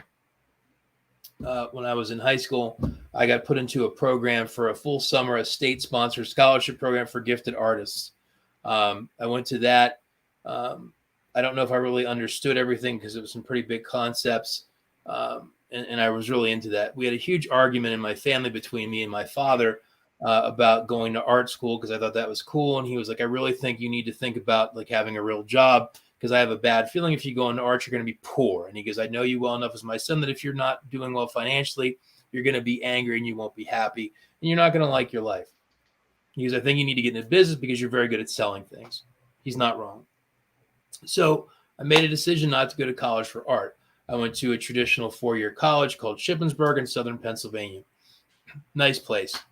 Learned a lot about business. While I was at school, I did art, did freelance stuff. I made T-shirts and things like that. And other things became more important. Got out of school. I got a job. I worked for Sherwin-Williams, huge paint company for over a decade.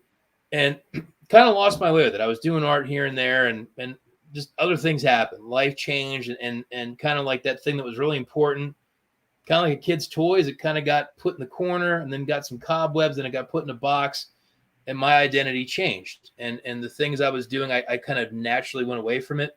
Nobody actually said you can't do it. To be honest, there was no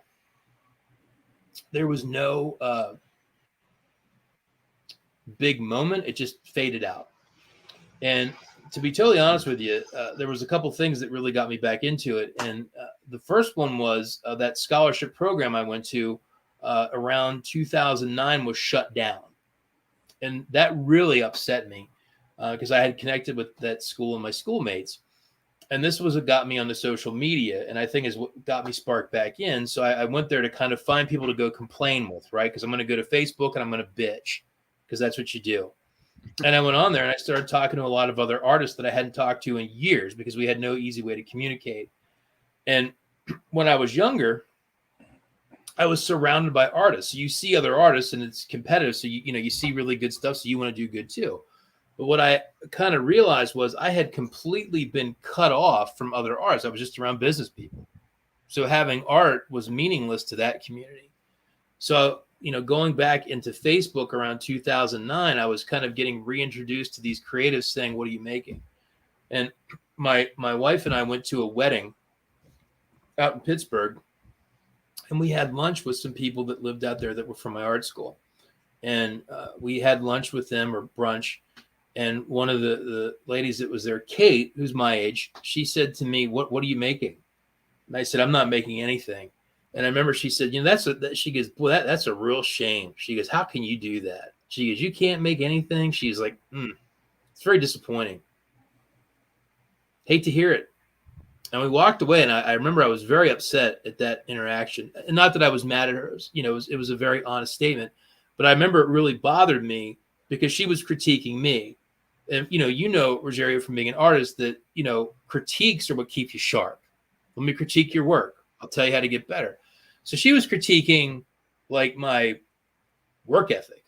Like, you're good, but, like, now you're telling me you're not doing anything? Like, that was probably the hardest critique I ever got because it was like a life critique. Like, you're making money and you're doing stuff and all this, but, like, you're not making anything? What a waste. Really hurt my heart. And I think that got me going. And then my wife and I were going to have our first child. He's going to be 10 soon. So this would have been around, 2010. And I remember sitting there thinking, like, we're going to have a baby. I got this one person saying you're kind of wasting your talent. And I remember having this thought like, well, how can I challenge this kid to be the best he can be if I'm not doing my best? And I really had this sense of guilt. And the next kind of weird part of that process was going back to crowdfunding. About a year prior to all this, I had backed a friend of mine that was an actor, did a horror film on Indiegogo. And they said, would you help back my project? And I was like, what does this mean?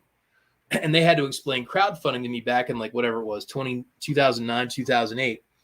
So in 2010 or 11, I got an email from Indiegogo that said, hey, you backed a project. We have a new project about a Dungeons and Dragons movie.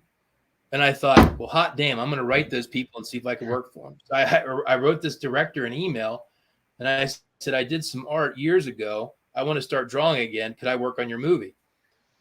Guy wrote me back, and he said, we'd love to have you. Send me your work. So I sent him my work. He goes, great, draw this for me. You got a week. And I was like, oh, I got a job.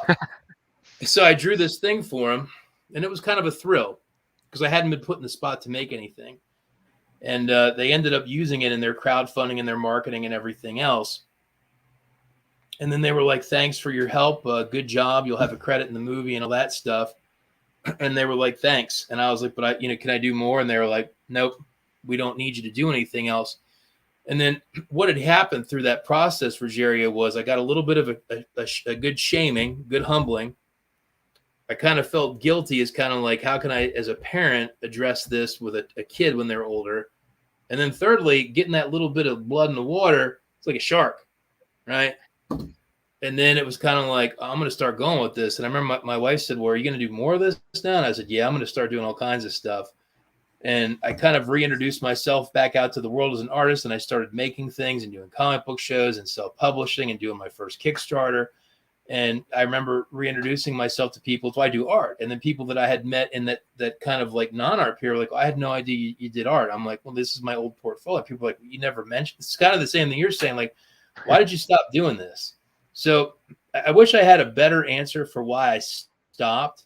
But I think it was just apathy. But I think because I didn't have a peer group that was pushing me, I let myself go. Because I really didn't. So as much as people trash social media, and I know Facebook gets trashed a lot, I do think the one thing that it does do or did do for me that's a positive is it keeps you around a peer group that's making good stuff. So if I want to be out in that peer group, I got to step my game up because I can't half step it and run with who I like as my peers because I got to keep doing. And if you don't have a peer group, right, kind of saps your motivation. And I think living in rural Pennsylvania and living in a business, lifestyle, I separated myself away from that peer group. And then I didn't feel the need to compete and make things because nobody cared. And there was no one saying, what are you doing? Until I had that brunch and that woman was like, what a waste. And she's a very dear friend. And I'm going to see her I'm going to see her in November when I go to a horror convention out in Pittsburgh. Her and her husband are kind enough to let me stay at their house when I go there. Hi, Kate. Hi, Ben. So yeah, that's as deep of an answer as I can give you. So everything since then has just been me saying, let's make up for lost time, Yeah, that's great. Yeah. I mean, life gets in the way. Yeah, I think we all could say that, right? The peer thing, though, people don't really think of that either. Like, I remember like when I started drawing again or writing again and people were like, you do that? Like, I'm like, yeah, I mean, my peer group, my group of friends doesn't give a crap about any of that stuff. They care about sports and this and that. So like, I'm not sitting there telling people what my dreams are, like, I'm not, I want to be a horror author or. They don't even know what you're talking about. They're just going to be like, So like I'm, posting on Facebook recently, like, oh, I got this story published, like, and they're like, you write? And I'm like, yeah, I do. So like, it's just, it takes like the pandemic's what it took for me. I mean, it's something different for everybody. Joel reached out to me and asked, he knew I wanted to write. We worked together in our day job. So just one of those things, right? Like the pandemic hit and we started talking and said, hey, let's do a comic together. And here we are, less than a year later. But like you said, it's like a shark in, smelling blood.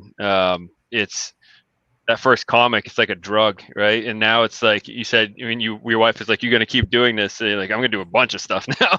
It's like, oh, comic books, novels, what can we do here? We got all these different projects that we want to like look at. And it's I can't imagine going back now. I can't imagine, what it felt like for you after all those years getting back into it and probably looking back and like, damn, like, I missed this, it's got to be quite the feeling.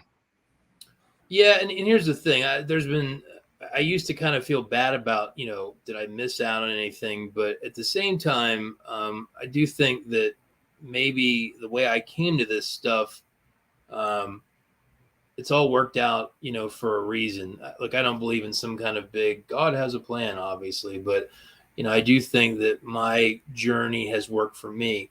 The biggest thing that's interesting about it is, and I had this reflection a while, somewhat recently, is that there was a little while I used to say, boy, I sure wish I could do this for a living now. But what I have realized is this: I don't do this for a living. It's all like extra fun stuff, right? So it's all extra. If I didn't make a nickel off of it, it wouldn't affect my life. So what that does is it gives me a tremendous amount of freedom. So I can do goofy shit. And like, there isn't like, hey man, if you don't draw Joel's cat really well for his portrait for his wife, the electric's getting shut off. That's a totally different dynamic. Racket. Yeah, that's tough. It's a real tough racket, Yeah, there's another thing, Jason. Like you can sell loads of stuff, like you can make millions, but you won't be remembered for that. But you can be remembered for being the first guy who have ever done a fucking, Satan coloring book. This is something that you're going to be remembered of.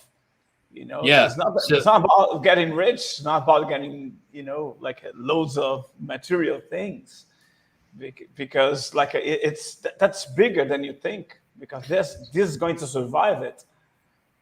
So I say my art's like it's like a wild animal, like, because I'm not beholden to it. I can do really weird stuff. Sometimes you can make less money because you can take projects that might pay less that you really want to do. And because you're doing what you really have heart for, I think that comes out in the material. And then what I've noticed is that I've started to attract some really amazing clients. I got to work for Virgil Abloh the other year, the guy he's the men's director for Louis Vuitton's men's division. He owns his own clothing line in Italy called Off-White. I designed his EDM album cover, and I've done art that's been in fashion shows on runways for him. I worked for Dead Animal Assembly Plant. They're freaking awesome. These are people that, I would have never thought I would have met, when I wasn't doing art, but these are the people that are attracted to me, but like the real me. So that means the world to me, that I can kind of collect all these wonderful people in my life that, Lady Vi, she came to me because she goes, you're the guy that does satanic stained glass, Jason, like you're the guy. And to your point, Rogerio, if I was not doing what I was into, she would not have found me. So you collect them all, kind of like a scout gets merit badge. Like, I got the Virgil Abloh and Dead Animal Assembly Plant and Lady Vi merit badges, because you get the people that you want, that come to you because they see the true you, and you start to assemble this kind of solar system around yourself of cool people because they like you, So I love my art. I love where it's at. I love that it's free. I love that there's very little constraints on it. And I love that I can just go right to the fans and say, if you love it and you love me, come on board. And, every one I'm doing, they keep getting bigger and bigger and bigger. So it is a lot of fun. I really like it. Great question. Thank you. Yeah. So we have him around for, right? He comes in with these deep questions. He goes deep.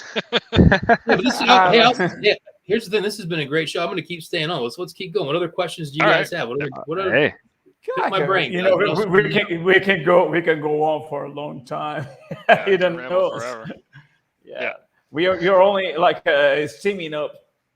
I'm gonna grab another beer. I'm gonna come back with another one. So I'm going to talk. Let's talk about process. Are you doing everything like analog, drawing that out? Are you working in digital? Like, what is the mechanical process of you developing the art? What does that look like? So for like the last 5 years, I don't do much hand inking anymore. When I first got back into it, I inked everything by hand. When our second son was born, I started to realize I was running out of time. So what I did was I found some really good inkers. So what I focus on is getting pencil art ready to go and done. And then I export that to my inkers, and then they digitally ink. So in this case, for a coloring book, that's done. And then I work with a handful of colorists, so I keep them, kind of on speed dial. So I subscribe to the old comic book formula: pencil, inker, colorist, right? So I do penciling. So to me, that's a completed project. And a lot of people love my pencils. They say they're really clean, they're tight, they're sharp, and they are. When I had time to hand ink, my inking was insanely detailed and time consuming. So I still do that if I get paid a lot of money, but I just don't have time for it. So the biggest process to me is to get my pencils done where they're ready to be scanned and sent out digitally to be inked. Are you going to be offering any of the original pencils as part of your project or anything like that? Are they still available? Or so there are about a dozen that were available. I think there's about 5 that are left. We can go look in the campaign, but all the pencil. Oh, they are in the campaign. Okay, yeah. They must have Hey, we made a menu for it. Randy made a gorgeous menu. It's like Looks like a restaurant. My eyes are getting old. I can't see the screen as well, so John might have sold by it. So I'll pull it back up here for sure. Let me get that. Here we go. Okay. yeah, that's one of the nice things about doing pencils. I did the first 2 issues of Yule in full digital, but I think for issue 3 I might do the pencils analog and then scan it in for digital above and beyond that, because I'm doing everything. I do the ink and the color also. So but it's nice to be able to have those originals to offer or sell as some of the campaign. And that's a big issue now with NFTs and digital art. I can't wrap my there's the original pencils right there. There we go. Oh, nice. Go even full screen. There we go. See a little bit better. Yeah, it is very tight. I can see your point there, man. If that's pencil, that's awesome. Good Lord. Right. I'm very sketchy and loose. I have a background in painting, so I'm very brushy with my pencils and everything. So it tends to be that way. And some of those pencils are dirty. Skeleton Demon, that's a dirty piece, man. And that's like sold. The original pencils to that, man, it's dirty because I reworked a lot of stuff, and it's and then you can see like a lot of the old lines on there. It's dirty, man. You can feel it. Shockingly, no one's bought the cow. As much controversy as the cow had, it still remains in your possession. Yeah. Right. You should just randomly send it to that guy. See if you can't get addresses on Facebook. Just like drop it in the mail. I did screenshot it. I should send him when my God, I'd probably be arrested for like mail terrorism or something. Yeah. And have you done any research on what he was actually talking about, or do you know anything, or was it sounded like he didn't even give any info? He didn't have anything. Well, my best guess is that the Satanic Temple has been very vocal recently about abortion rights. So if I had to guess, is that he's mad about abortion, so the cow meant abortion. But that's just me completely speculating. Yeah. So I mean that's me probably putting way more thought than he put into it. But like, is that what he was mad? Then why couldn't he say that? But is the cow for abortion? Like, well, everybody's going on social media looking for something, right? So he's got something he needs fulfilled, right? Some people looking for money, some people looking for friends, some people are just angry, right? So some people just go on there just basically being cunts, that's what they do. So could have just been being an asshole. So yeah, right. It's possible. Yeah. What would make most sense, for the satanic community, is like being against the abortion, because let's bring more people to this hell here. That would make much more sense. Well, I think they are more for do what you want to yourself, and they would be the first people to tell you that if you'd like an abortion, you should be able to go get one. And if you don't want one, then don't get one, but don't worry about what I'm doing. And I think that's a big part of, and it kind of goes back to people getting their panties in a bunch about, people that are gay getting married. Like, oh my God, 2 men are getting married. And, it's like, well, okay. Like, so maybe you don't want to do that, but are they hurting you? Right. Well, Yeah. but it's a sin. And I've always said to people that say that, well, if it is a sin, all right, so let's say for argument's sake that being gay is a sin. Isn't God going to take care of that? Why are you worried about it? Right. Do you now feel that God can't take care of it? Because if he has everything taken care of, and if those people are in the wrong, he'll punish them. Therefore, don't worry about it. Or it isn't a problem, don't worry about it. No one's making you do anything you don't want to do. And if they do, well, they have to virtue signal. That's a big thing, right? On social media, sure. right? People got it. And if you have to have all the ideologies if you subscribe to a certain tribe. Like if you believe if you're left, you got to view this way. If you're right, you got to view this way. And if you have any deviation of that, people are going to question your legitimacy to your beliefs or whatever, right? So well, and even on that point, I mean, let's be real. The people that get the most upset about gay people tend to be like the most angry, closeted gay people in the world. Oh, yeah, it's without fail. If they're on there saying, those gays, guaranteed you are you're like gay squared, So so a lot of the stuff to me is just, it's eye rolling, where it's just like, But again, I think that's what Satanists would tell you. Do what you want.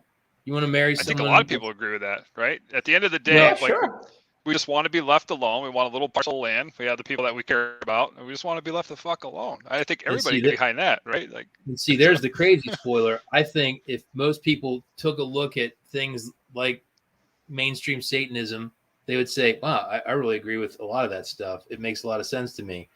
But don't tell them that, because if you use the S word, they'll get scared. So, again, if even doing an appearance like this, if 2 or 3 people hear this and it gets them thinking a little bit more, and maybe opens their mind a little bit, then this coloring book is more than just fun and coloring and relaxing. But if it sparked conversation and discussion, good. We've opened minds. We've made people smarter. Definitely. Yeah, Absolutely. It's super cool. We still have a lot of old school puritanical value system in this country too, right? Because we were founded by the Pilgrims and escaping the English church and all that stuff, and it still boils over into our culture today. So there's all of that stuff that still overshadows a lot of other things that are coming in with people with different beliefs and different cultures and things. So think about this for a minute, right? So I live in Pennsylvania. It means Penn's Woods. William Penn was a Quaker. He was incredibly conservative and very religious. So my state, only recently could you do things like buy beer at a grocery store. These were all back, like, so my state, the DNA of our laws is from Puritans. So anything that was considered sinful, right? Like Pennsylvania, after Prohibition was lifted, made laws that still made it hard to get beer, because Pennsylvania didn't want you to get beer at all. Now, this is interesting. Think about this. Nevada, right? Who are the people that started the state of Nevada? Cowboys and ranchers. Now, what do you think cowboys, ranchers, and miners, they're in there too, what do you think they cared about? Right? Yeah. Take a guess. Yeah. Well, what would piss them off is stealing. You stole my cow. You stole my gold. So the laws in Nevada are incredibly harsh towards stealing. Cowboys, ranchers, and miners didn't care about ladies that were sex workers. They didn't care about gambling. They didn't care about booze. So Nevada is incredibly liberal towards all those things, but they are really strict with stealing. The DNA. Nevada's great. because if you're a miner, a rancher, or a cowboy, stealing your stuff is just like no mas. Whereas William Penn was more worried about, does the Lord want me to have this beer? So our country is very weird with some of these things where people are like, why is this so different here to here? And you got to go back to like, well, where did these states, who started them? And what was important to them? Because their DNA is still in the legal systems of these states. We're the live free or die state, but weed is still illegal. But it's legal in Vermont and Maine and Massachusetts. So I don't know. every bordering state, every state that borders us. Yeah. And you have to wear a seatbelt. Guys, what other Kickstarter wisdom can I sprinkle on this podcast? Wow, that's a good one. And what would you what would you think would be best as a strategy when you have a niche? You know, because like we got at the moment like two different type of storylines. We have Yol, which is about a kid who has a device that can takes him through time and space, and we have Deadball, which is about an athlete from the 1910s who has made a deal with the devil. All right, and but both are on the same goes on the same a comic endeavor, which is Livid. So what would be your best advice? Like, do you think would be good to link those two, or they would go just completely separate ways? I mean, the what would be the strategy to approach people? So, go ahead. Go Oh, ahead. I was just gonna say, I think, are you referring to like the next Kickstarter, basically? Like, because we have two books that are going to be done at basically the same time, with different, probably target audiences. That's what I was getting at, or what I thought you were going with there, Rogerio. Yeah, exactly. Yeah. Would you link those two, or just go separate ways? So I think one of the biggest issues with comics, which this coloring book is kind of funny because I kind of sidestepped it for a hot minute, is that there is a tremendous amount of people making comic books. So when you're in a very crowded market, it's very difficult to stand out because there's so much. At one point when Lords of the Cosmos was on Kickstarter in January and February, I think there was like 450 comic books on Kickstarter, and I'm not even counting Indiegogo because I'm not really in tune with what's going on over there for the most part. Is that so much going on? So I think for, small publishers, right, which will include all of us in that group, is I don't think there's anything wrong with taking your stuff together, because I think because you branded it as Livid, right? So there's like a brand. Ideally, people are getting into the group of you, and that there's like a consistent editorial flavor standard that, like, ideally, if they like part of it, they would like all of it. So, if one book is, this kind of book and another book is that kind of book, I have no problem linking them together, because someone may say, I like A, and they may say, oh, these guys have B. Yeah, I'll give it a shot. Right? Now, they may get it and not like it, but I do think that any way you can connect those things to say, hey, if you liked our one book, you should try the other one out.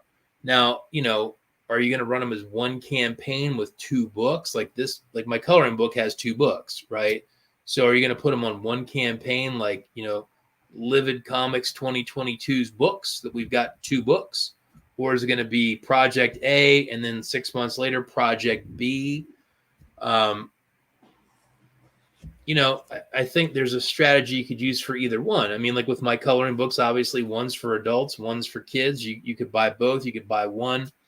That seemed to have been a pretty good strategy so far. Most people have bought both books, but some people have just bought one or the other for whatever reason.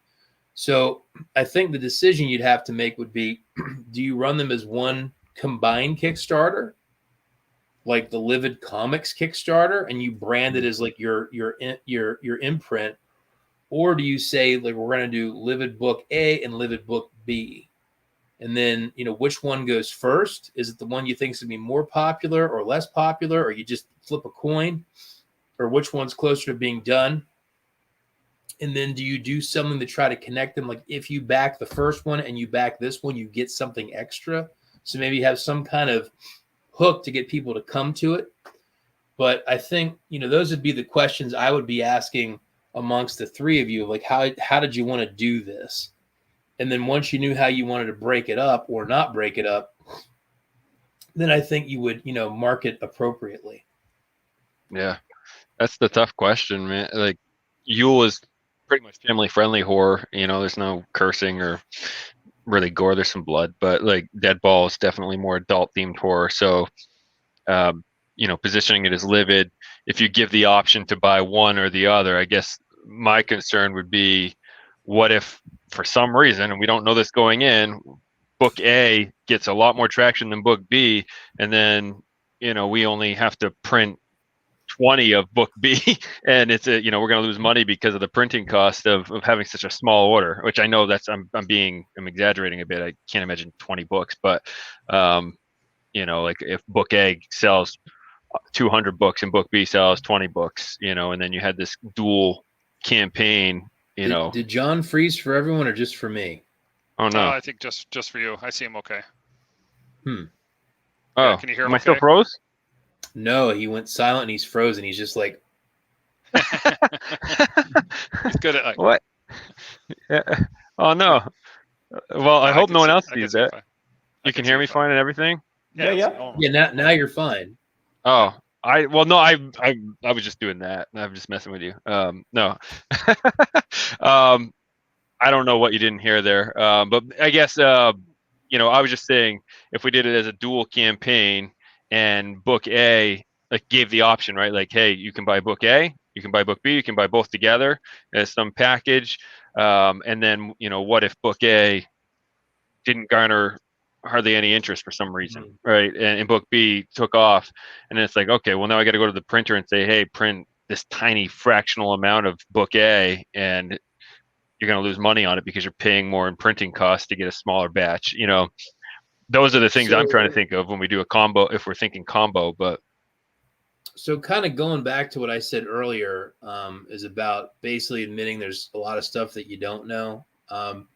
So right now we're talking about consumer behavior. So the greatest cheat code when you want to find out about your customers is go ask them, right? So how many Kickstarters do you guys have under your belt? One? Just the one. Yeah. Just the one. Okay. How big's your mailing list? It's maybe 150. Yeah, 150 maybe tops. So okay. So what if you guys did this? Go make a survey monkey and get that link out to everyone and run it for like a month. Put it on social media, send it to your friends, send it to the people that backed your Kickstarter, and say, hey, we want to do the best job we can do. And geez, you know what? We don't really know what to do, but we want to hear what you have to say.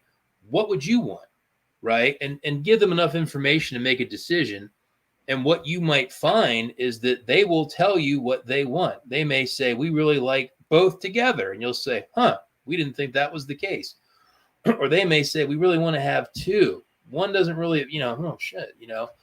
So there's nothing wrong with just cheating and just going out to the people with a survey and saying, could you tell us what you want? Because we care about what you want, because we are trying to provide a service and product. Just go ask them. Okay. Now, maybe you don't have 1,000 people, but you got enough you could ask. Just say, what do you want? And you might find that the answer is right there. You just got to go collect it. Is a survey monkey even cost money, or is that free? I don't even know, but It's free. It's free. Yeah. Well, there you go.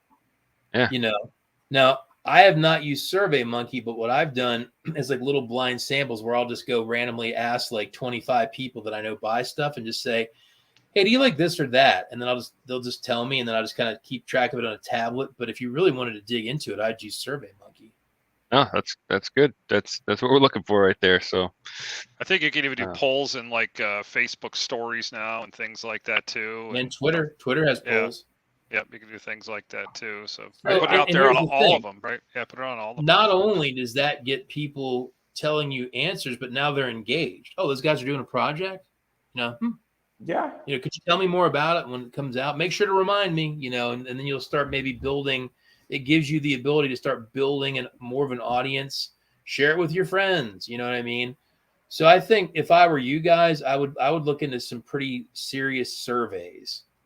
That's great advice. Great Absolutely. advice. Yeah. For sure. Yeah. That's awesome. I'm not taking notes, but I will because Hey, the good thing, Roger, is this is recorded, so you're good, man. Yeah, it's Give play it back. Get us a view. Yeah, go watch the show.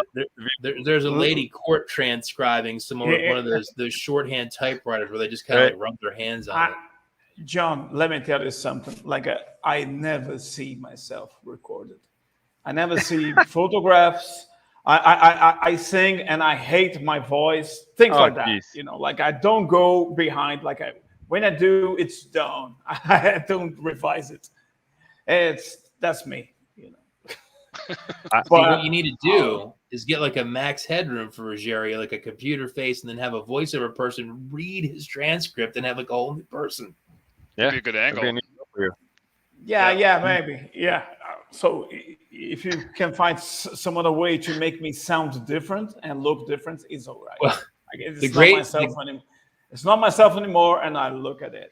The late great comedian Bill Hicks, during one of his great stand-ups where he was just heckling a crowd and they were booing him, I remember he said something like, "Don't worry, we'll reformat this with good material and applause when you hear the recording, you know, because you all hate me."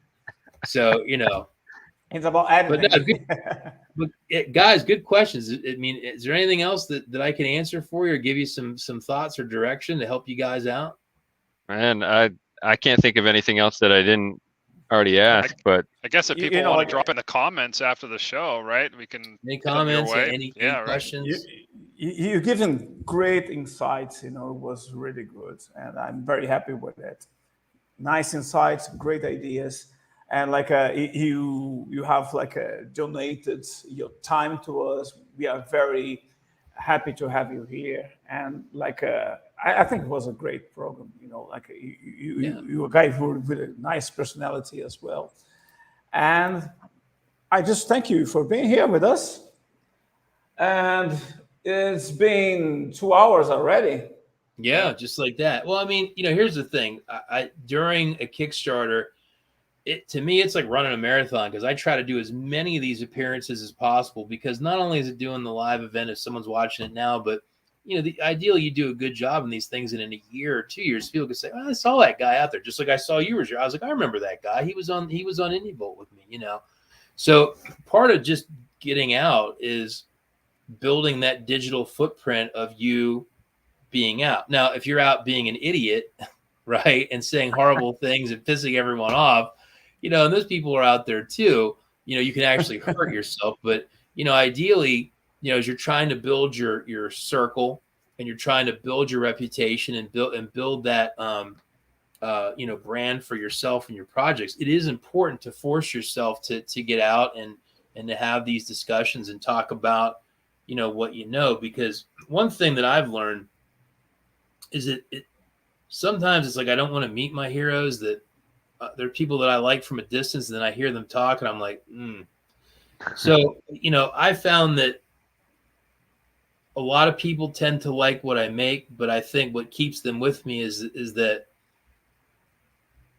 they tend to like me.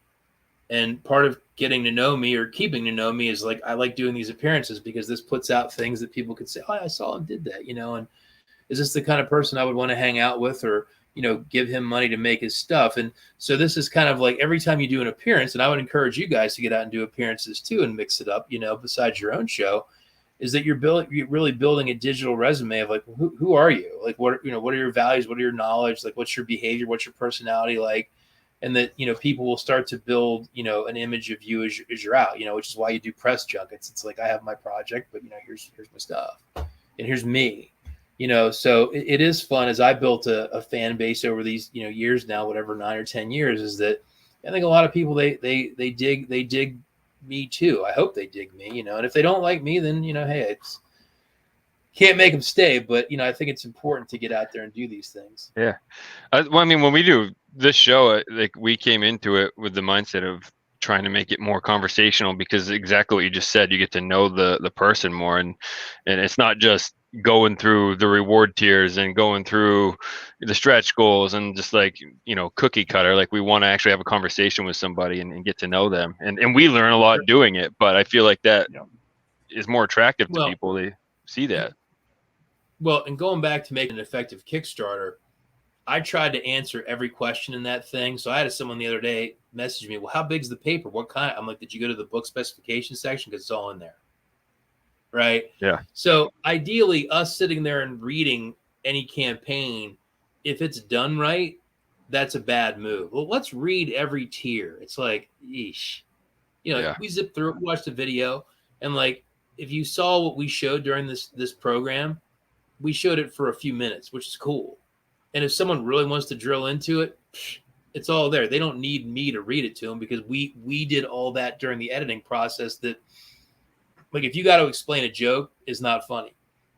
If someone can't read that Kickstarter and without me saying, well, I know this says this, but it means something different, it's like, then you didn't do a good job. That thing I could drop dead and you could be able to read. Well, then there's no book, but right, you should be able to read it and say, I know exactly what this guy's doing. So yeah, this is much better to just kind of sit and get to know you guys and let you guys get to know me. And then hopefully the audience gets to come along. But no, you guys have a really good program. I like this. A show like Indie Volt, where I met Rogerio on, is a little bit crazier. It's kind of like a wrestling cage match, because they can have, on that show, they'll have 7, 8, 9 people on. And sometimes it can just kind of turn into a free for all where people are kind of like, hey, and you're kind of like, well, like it can get chaotic, which is part of the fun. And I like Indie Volt, but sometimes it can get a little rough where it's like you're just sitting there for a long period of time and too many people can get too tough. So having 3 of you guys as hosts with me as the guest, this is a good mix and a good interaction. So you guys have done a really good job. But Rogerio, man, he gets like an A+ for like, man, doing homework. He's like a hard-hitting reporter. Sure, man. It's one of those things where, like, we have a lot of authors on and stuff too, and we'll try to read the books before they come on so we can talk more in depth about it. Or like a director will watch the movie, So I don't know. I feel like it goes as far as you take it, right? So Rogerio does his homework. He crushes it with these deeper questions. So now we love having him. It's been a pleasure because, like, all 3 of us, like, we do like talking and connecting to people, for sure. Yeah, sometimes the show goes offline. We keep on talking for 1 hour or 2, and some crazy nights we do that because we just love what we're doing. And I do think that people feel comfortable here with us because that's the real thing. Like, we're not trying to sell anything. We are just trying to have a good time and learn with all that you guys bring to the program, and which is great. Yeah. I think that's it. So my last question for you guys, I have one question that you guys can only answer. So what, besides Dune, right, what are each of you guys into right now? Whether it's a movie, a comic book, like, what's each of you guys have like one thing that you're into? I'm curious, like, what's your it thing right now? Oh man, I can go first on that. I'll let John. Yeah, all right. So I literally right before the show tonight, I've refired up my Netflix subscription. I turned it off for like a year because I don't know, I got too much stuff to do. But I'm a huge fan of Lock and Key, and season 2 just came out.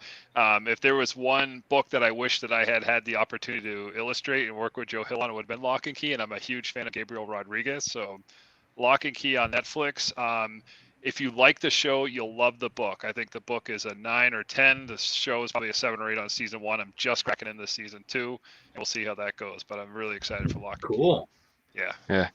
Our first season 2 goes darker. Honestly, well, here, comic wise, I'm really digging this series right now. We've had Doug Wagner on as a guest. Wow. Yeah, so Doug was one of our earlier guests. He writes for Image, and these are batshit crazy comic books. I'll just say that. But so Vinyl, and then he also wrote a series called Plastic, which it's all in the same universe, but they both are, the main character is a serial killer in both of them. But it's just wild art.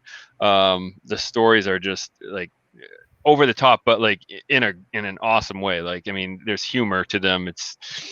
I'm so hooked on these comic books. So they just had a Kickstarter come out too, and they $20,000 budget. They hit almost $11,000 after day 1. So I'm hoping they crush that goal. But that's what I would say from a comic book perspective. TV wise, I mean, I was a big fan of Midnight Mass. I don't know if there's a lot of people out there that didn't care for it as much because there's a lot of dialogue in it, but I don't know if you've watched it yet, but it's a great series. Midnight Mass on Netflix. So. Oh no, Rogeri's got like a box. It's like What is this? This is a project I backed, and I'm unboxing here for the first time. Oh wow, we got a new segment on the show tonight. We got Yeah. This is a guy from here, the same city. It's called Dan Borges, and he has done everything here. He wrote it. He did the drawings, the coloring, lettering, everything. Wow, no kidding. One-man show? Corazon. Yeah, his one-man show. And is 100 and something pages here. As a Libra, right. I like that cover already. So there's something here. Oh, right, it's a marker. Okay, it's a bookmark. Oh, look at that. That's nice. And let me show any page because I know you can go wrong with this guy. Yeah. Nice. Wow. He's he lives a few blocks away from here. Oh, no, is this like a local campaign? Like how do you get access to this? He's been drawing this for years. This is the first edition. It's going to come in 3 issues, this thick. And I backed his project, and I've been. I'm a great fan of his art. It's very, very good, very concise. He's a good artist, and I don't know about the script, but I don't care. As soon as I like the drawing, it's all right. And but besides that, I've been reading the new Daredevil series, which is great story, and I love the art as well. Nice. Yeah, mainstream. Now you look like you got poltergeist behind you, or the girl from the ring. Yeah. Through your TV there and strangle you. I'm trying to sync. I'm trying to sync my mobile. Hey, speaking of poltergeist, that was a. There we go. A family-friendly horror movie growing up, but that was one of the most terrifying movies ever to me when I was a kid. Like more than Freddy Krueger. Like when I watched Poltergeist with the TV scenes, man, that scared the shit out of me. And the zombies coming up out of the pool at the end was pretty gnarly. Man, dude, yeah. So I'll answer my own question. So I know the whole world was into it, but I got really into Squid Game. I thought that was dope. I like that. And I mentioned VHS 94, which I watched it and I started critiquing the whole film because it is a flawed movie. I still really liked it, but it was one of those things that it is like, okay, awesome, not good. Okay, awesome, not good. And it was kind of like, man, this is so good, but it just has a couple parts that are just kind of like, man, that was dumb. But that is a really good. So if you want to see a really uneven, cool movie, check out VHS 94. I'm kind of obsessed with it because I wish it was just a little bit better. Where's that on? Shudder. Shudder. Shudder. Yeah. I don't have that. I do have torrent. Oh man, Shudder's awesome, dude. You gotta.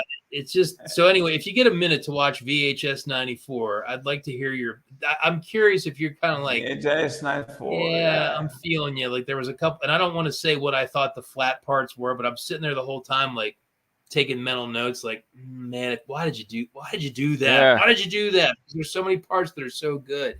Oh, do you feel, related to that? I feel like as creators, that's just obviously how our mind goes, right? Like we're critiquing what we're watching or the drawings we're seeing or the books we're reading. And I always wonder that when I watch with my wife, I'm like, is she annoyed right now? Because I keep saying, oh man, I would have done this, Yeah. So I don't know. I always wonder that. Well, or like we if I've talked read, about that before. Yeah, on the show, like a creator will never look at a piece of art the same way someone who doesn't create art. Like you'll never be able to look at it as just somebody viewing an image. You're thinking about how they break it down and the composition and all those crazy things about all the mechanics of it. So, yeah. Yeah, but if anyone watches VHS 94, I want to hear like in-depth critiques. I gotta watch it now. I like that series. Yeah. Yeah, and like I'm telling you, like I think I would be very surprised if you don't watch it and come back saying, dude, there were some really awesome parts, like with like little interludes of like that's what you did there after all that stuff. Yeah. Gotcha. Yeah. I'll check it out. Yeah. Jason, when you compare your works with somebody who you admire a lot, somebody who you think is, on the highest tier, how do you feel? Like you feel like, fuck, I'm going to stop doing this. Or else you feel like, all right, I'm going to get there someday. Or like, I have my style, he has theirs. He has his style, and I'm happy with it. So it's funny that you bring that up, because I was saying how I kind of got away from it because I didn't have a peer group. Well, now it's the reverse. You're around artists all the time online and in person at conventions and whatever. And the flip side to having no peer group is that it's almost like don't look down. Because if you stop and like look around on like Instagram at like some of the artists on there, number one, you feel like a lazy piece of shit because it's like, holy crap, there is so much art that it's like an ocean of awesome. So if you look too much, it can be so overwhelming that it can crush you of like, holy crap, I'm not doing anything and I'm no good. Now, if you've ever talked to a model, the prettiest people in the world will tell you that they look at themselves and see fat, wrinkle, imperfection, and you're like, yeah, but you're on the cover of, whatever. So I think when you look at your work, you're going to see every error, you're going to see every imperfection, and I think they call it imposter syndrome, where it's like, am I even good enough to be here? So I had to disconnect myself from thinking that way, where what I do my best to judge myself by is, am I getting better? Because if you stop and start looking at like, and I can't think of the guy's name, the guy just did Beta Ray Bill for Marvel. I can't think of his name. If you look at his work enough, you'll just want to quit because he's so damn good that it's just like stagnant. Is that Lee Bermejo? I'm not I'm sure. sorry. I can't think of his name. Yeah. Yeah, but he is so damn good that like if you just look at his stuff, you could get intimidated out of doing stuff. So I do think you have to give yourself a break and not, because you could just feel like shit, right? So I think it's very important to compare yourself to you. So that if in a year you're doing better, worry about that. Because if you start, comparing yourself to like people that are at a different place than you, it can be disorienting. And I think harmful to your own mental health, your creativity, because it's just like, wow, I'm not that good. But if you're always striving to get better, that's key, right? So it's don't look down. And it's cool to see other people. And so for Lords of the Cosmos 6, we just worked on a story for that book. And I hired an artist from Russia named Yevgeny.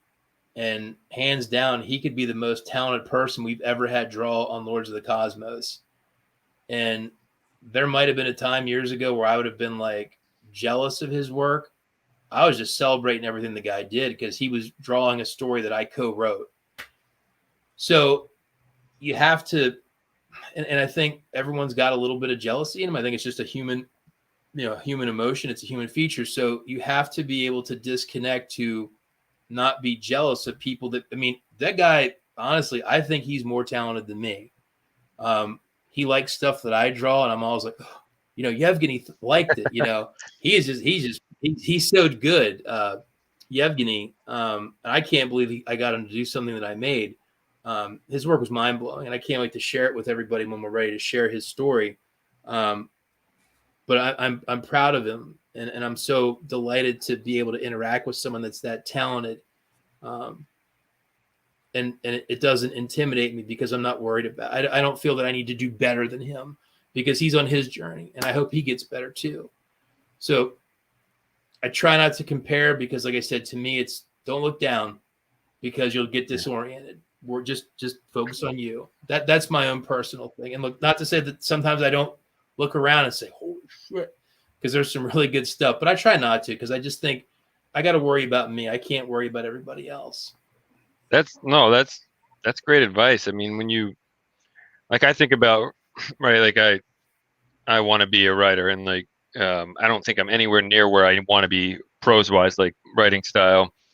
And then, you know, you read a book by someone like Stephen King or Brian Keene or, you know, these well-known horror authors, but so you read it, right? And like the way my brain works, and I feel like this is hopefully a good thing. I don't think I'm anywhere near where I want to be.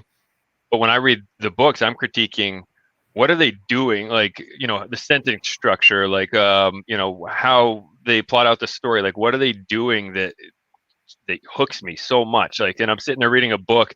Maybe it hurts the, you know, the enjoyment of reading a story, but I'm just like dissecting that thing, trying to figure out like, what is it that I can pull from this? Not to copy them. I don't want to be an imitator of these guys I admire and, you know, am inspired by, but knowing and learning from what works, what doesn't work. So like when you say you're looking at an artist and, you know, damn, I wish I was doing what they're doing. It's like, okay, well, what is it that's catching my eye, you know, that I can pull from this to try to get better at what I'm doing. Sure. So I don't know. I think that's such an important thing when I forget who we had on the show, but they're saying, you know, if you think you're already at your top level, then what the hell are you doing? Like, you always got to strive to get better. You always got to feel like there's more that you can do and learn. Yeah. I think, you know, there's some universally agreed upon like top dogs, like in comic books, you know, in fantasy art. I would say Frank Frazetta might be kind of like a peak guy. Jack Kirby, you know, horror comics was like Johnny Craig, Jack Davis, you know, Bernie Wrightson. Bernie. I don't think you can do it better. Yeah. You can take those guys and kind of put them as almost like a standard to always reach for. I think anyone that says I'm going to be as good as Frazetta or Kirby, it's kind of like, no. I mean, that's cool to strive for that, but like those guys were transcendent, you know, ultra talented genre builders, and it's great to have them out there.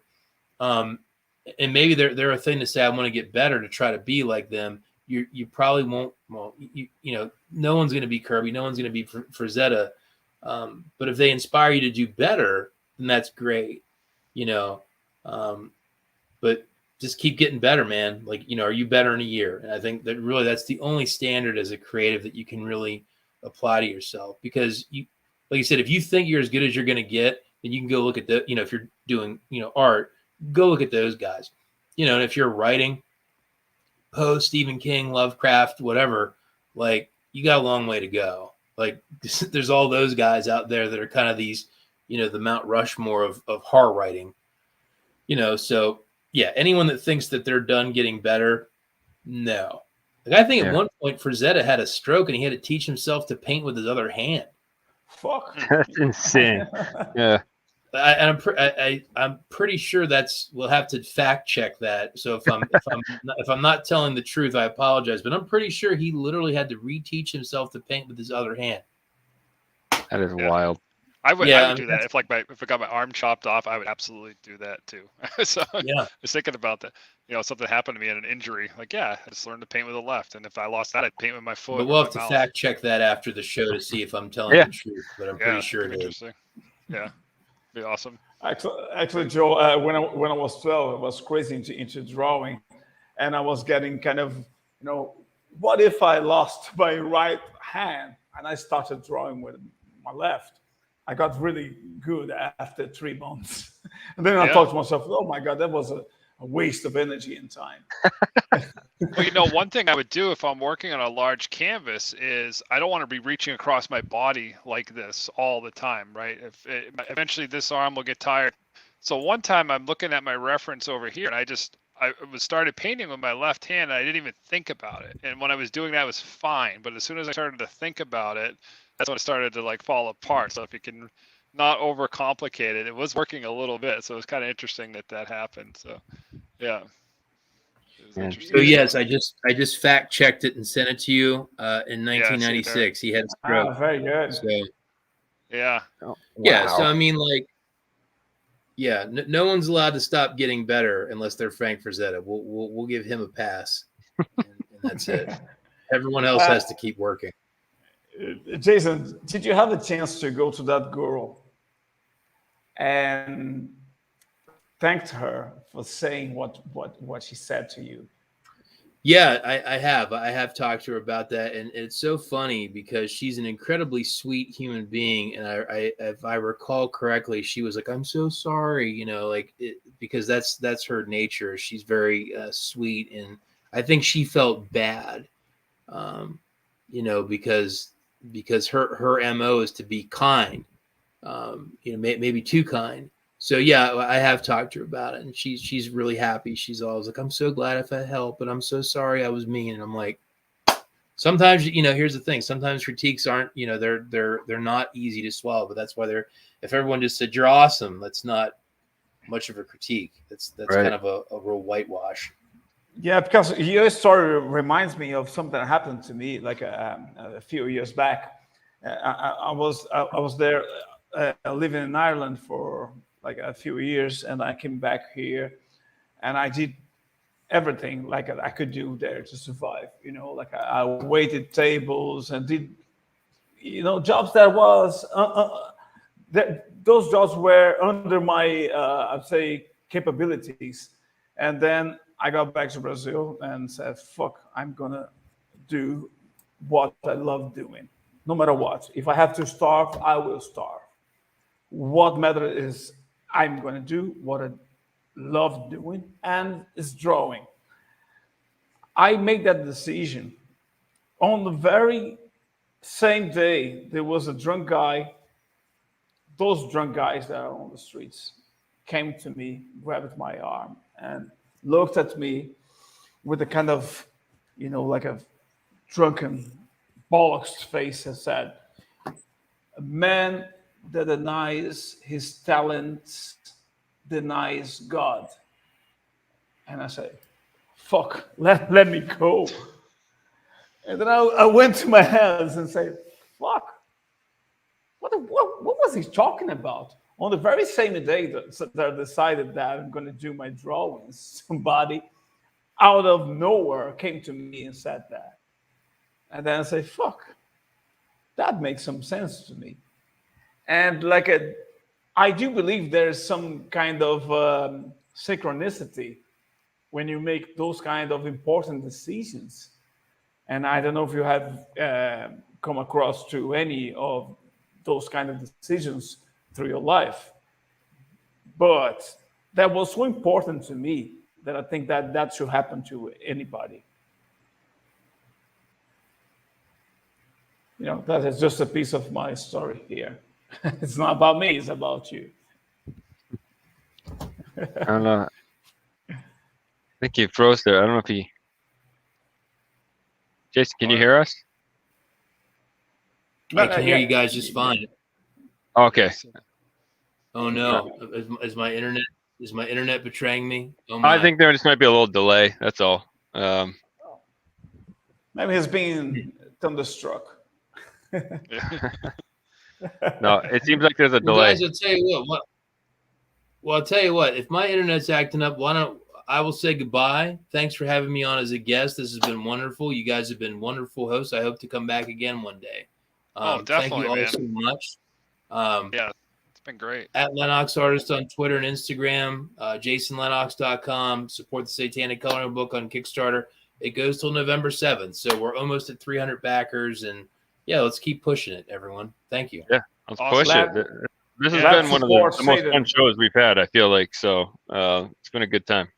Yeah, we'll definitely have you back, man. So 11 days to go on the Kickstarter, guys. Hit that thing up, push them over, get to 300 anyway. That's like 2 away of backers, so guys can hook that up, make that happen. That'd be awesome. Thank you, we're gonna. Jason. Come on, world. There you go. Come on, get together, everybody. Yeah, we got Come on, world. we got back-to-back shows over the next 3 days. So we're going to be back tomorrow night with director Scott Hansen. Got a new movie out called Bad Candy. He also did a documentary, which I really enjoyed. Was called Until It Hurts, about 9/11 and some of the SEALs that we lost during that conflict. So sure to check it out. So with that, I hope everybody has a great evening, and I hope you all continue to stay livid.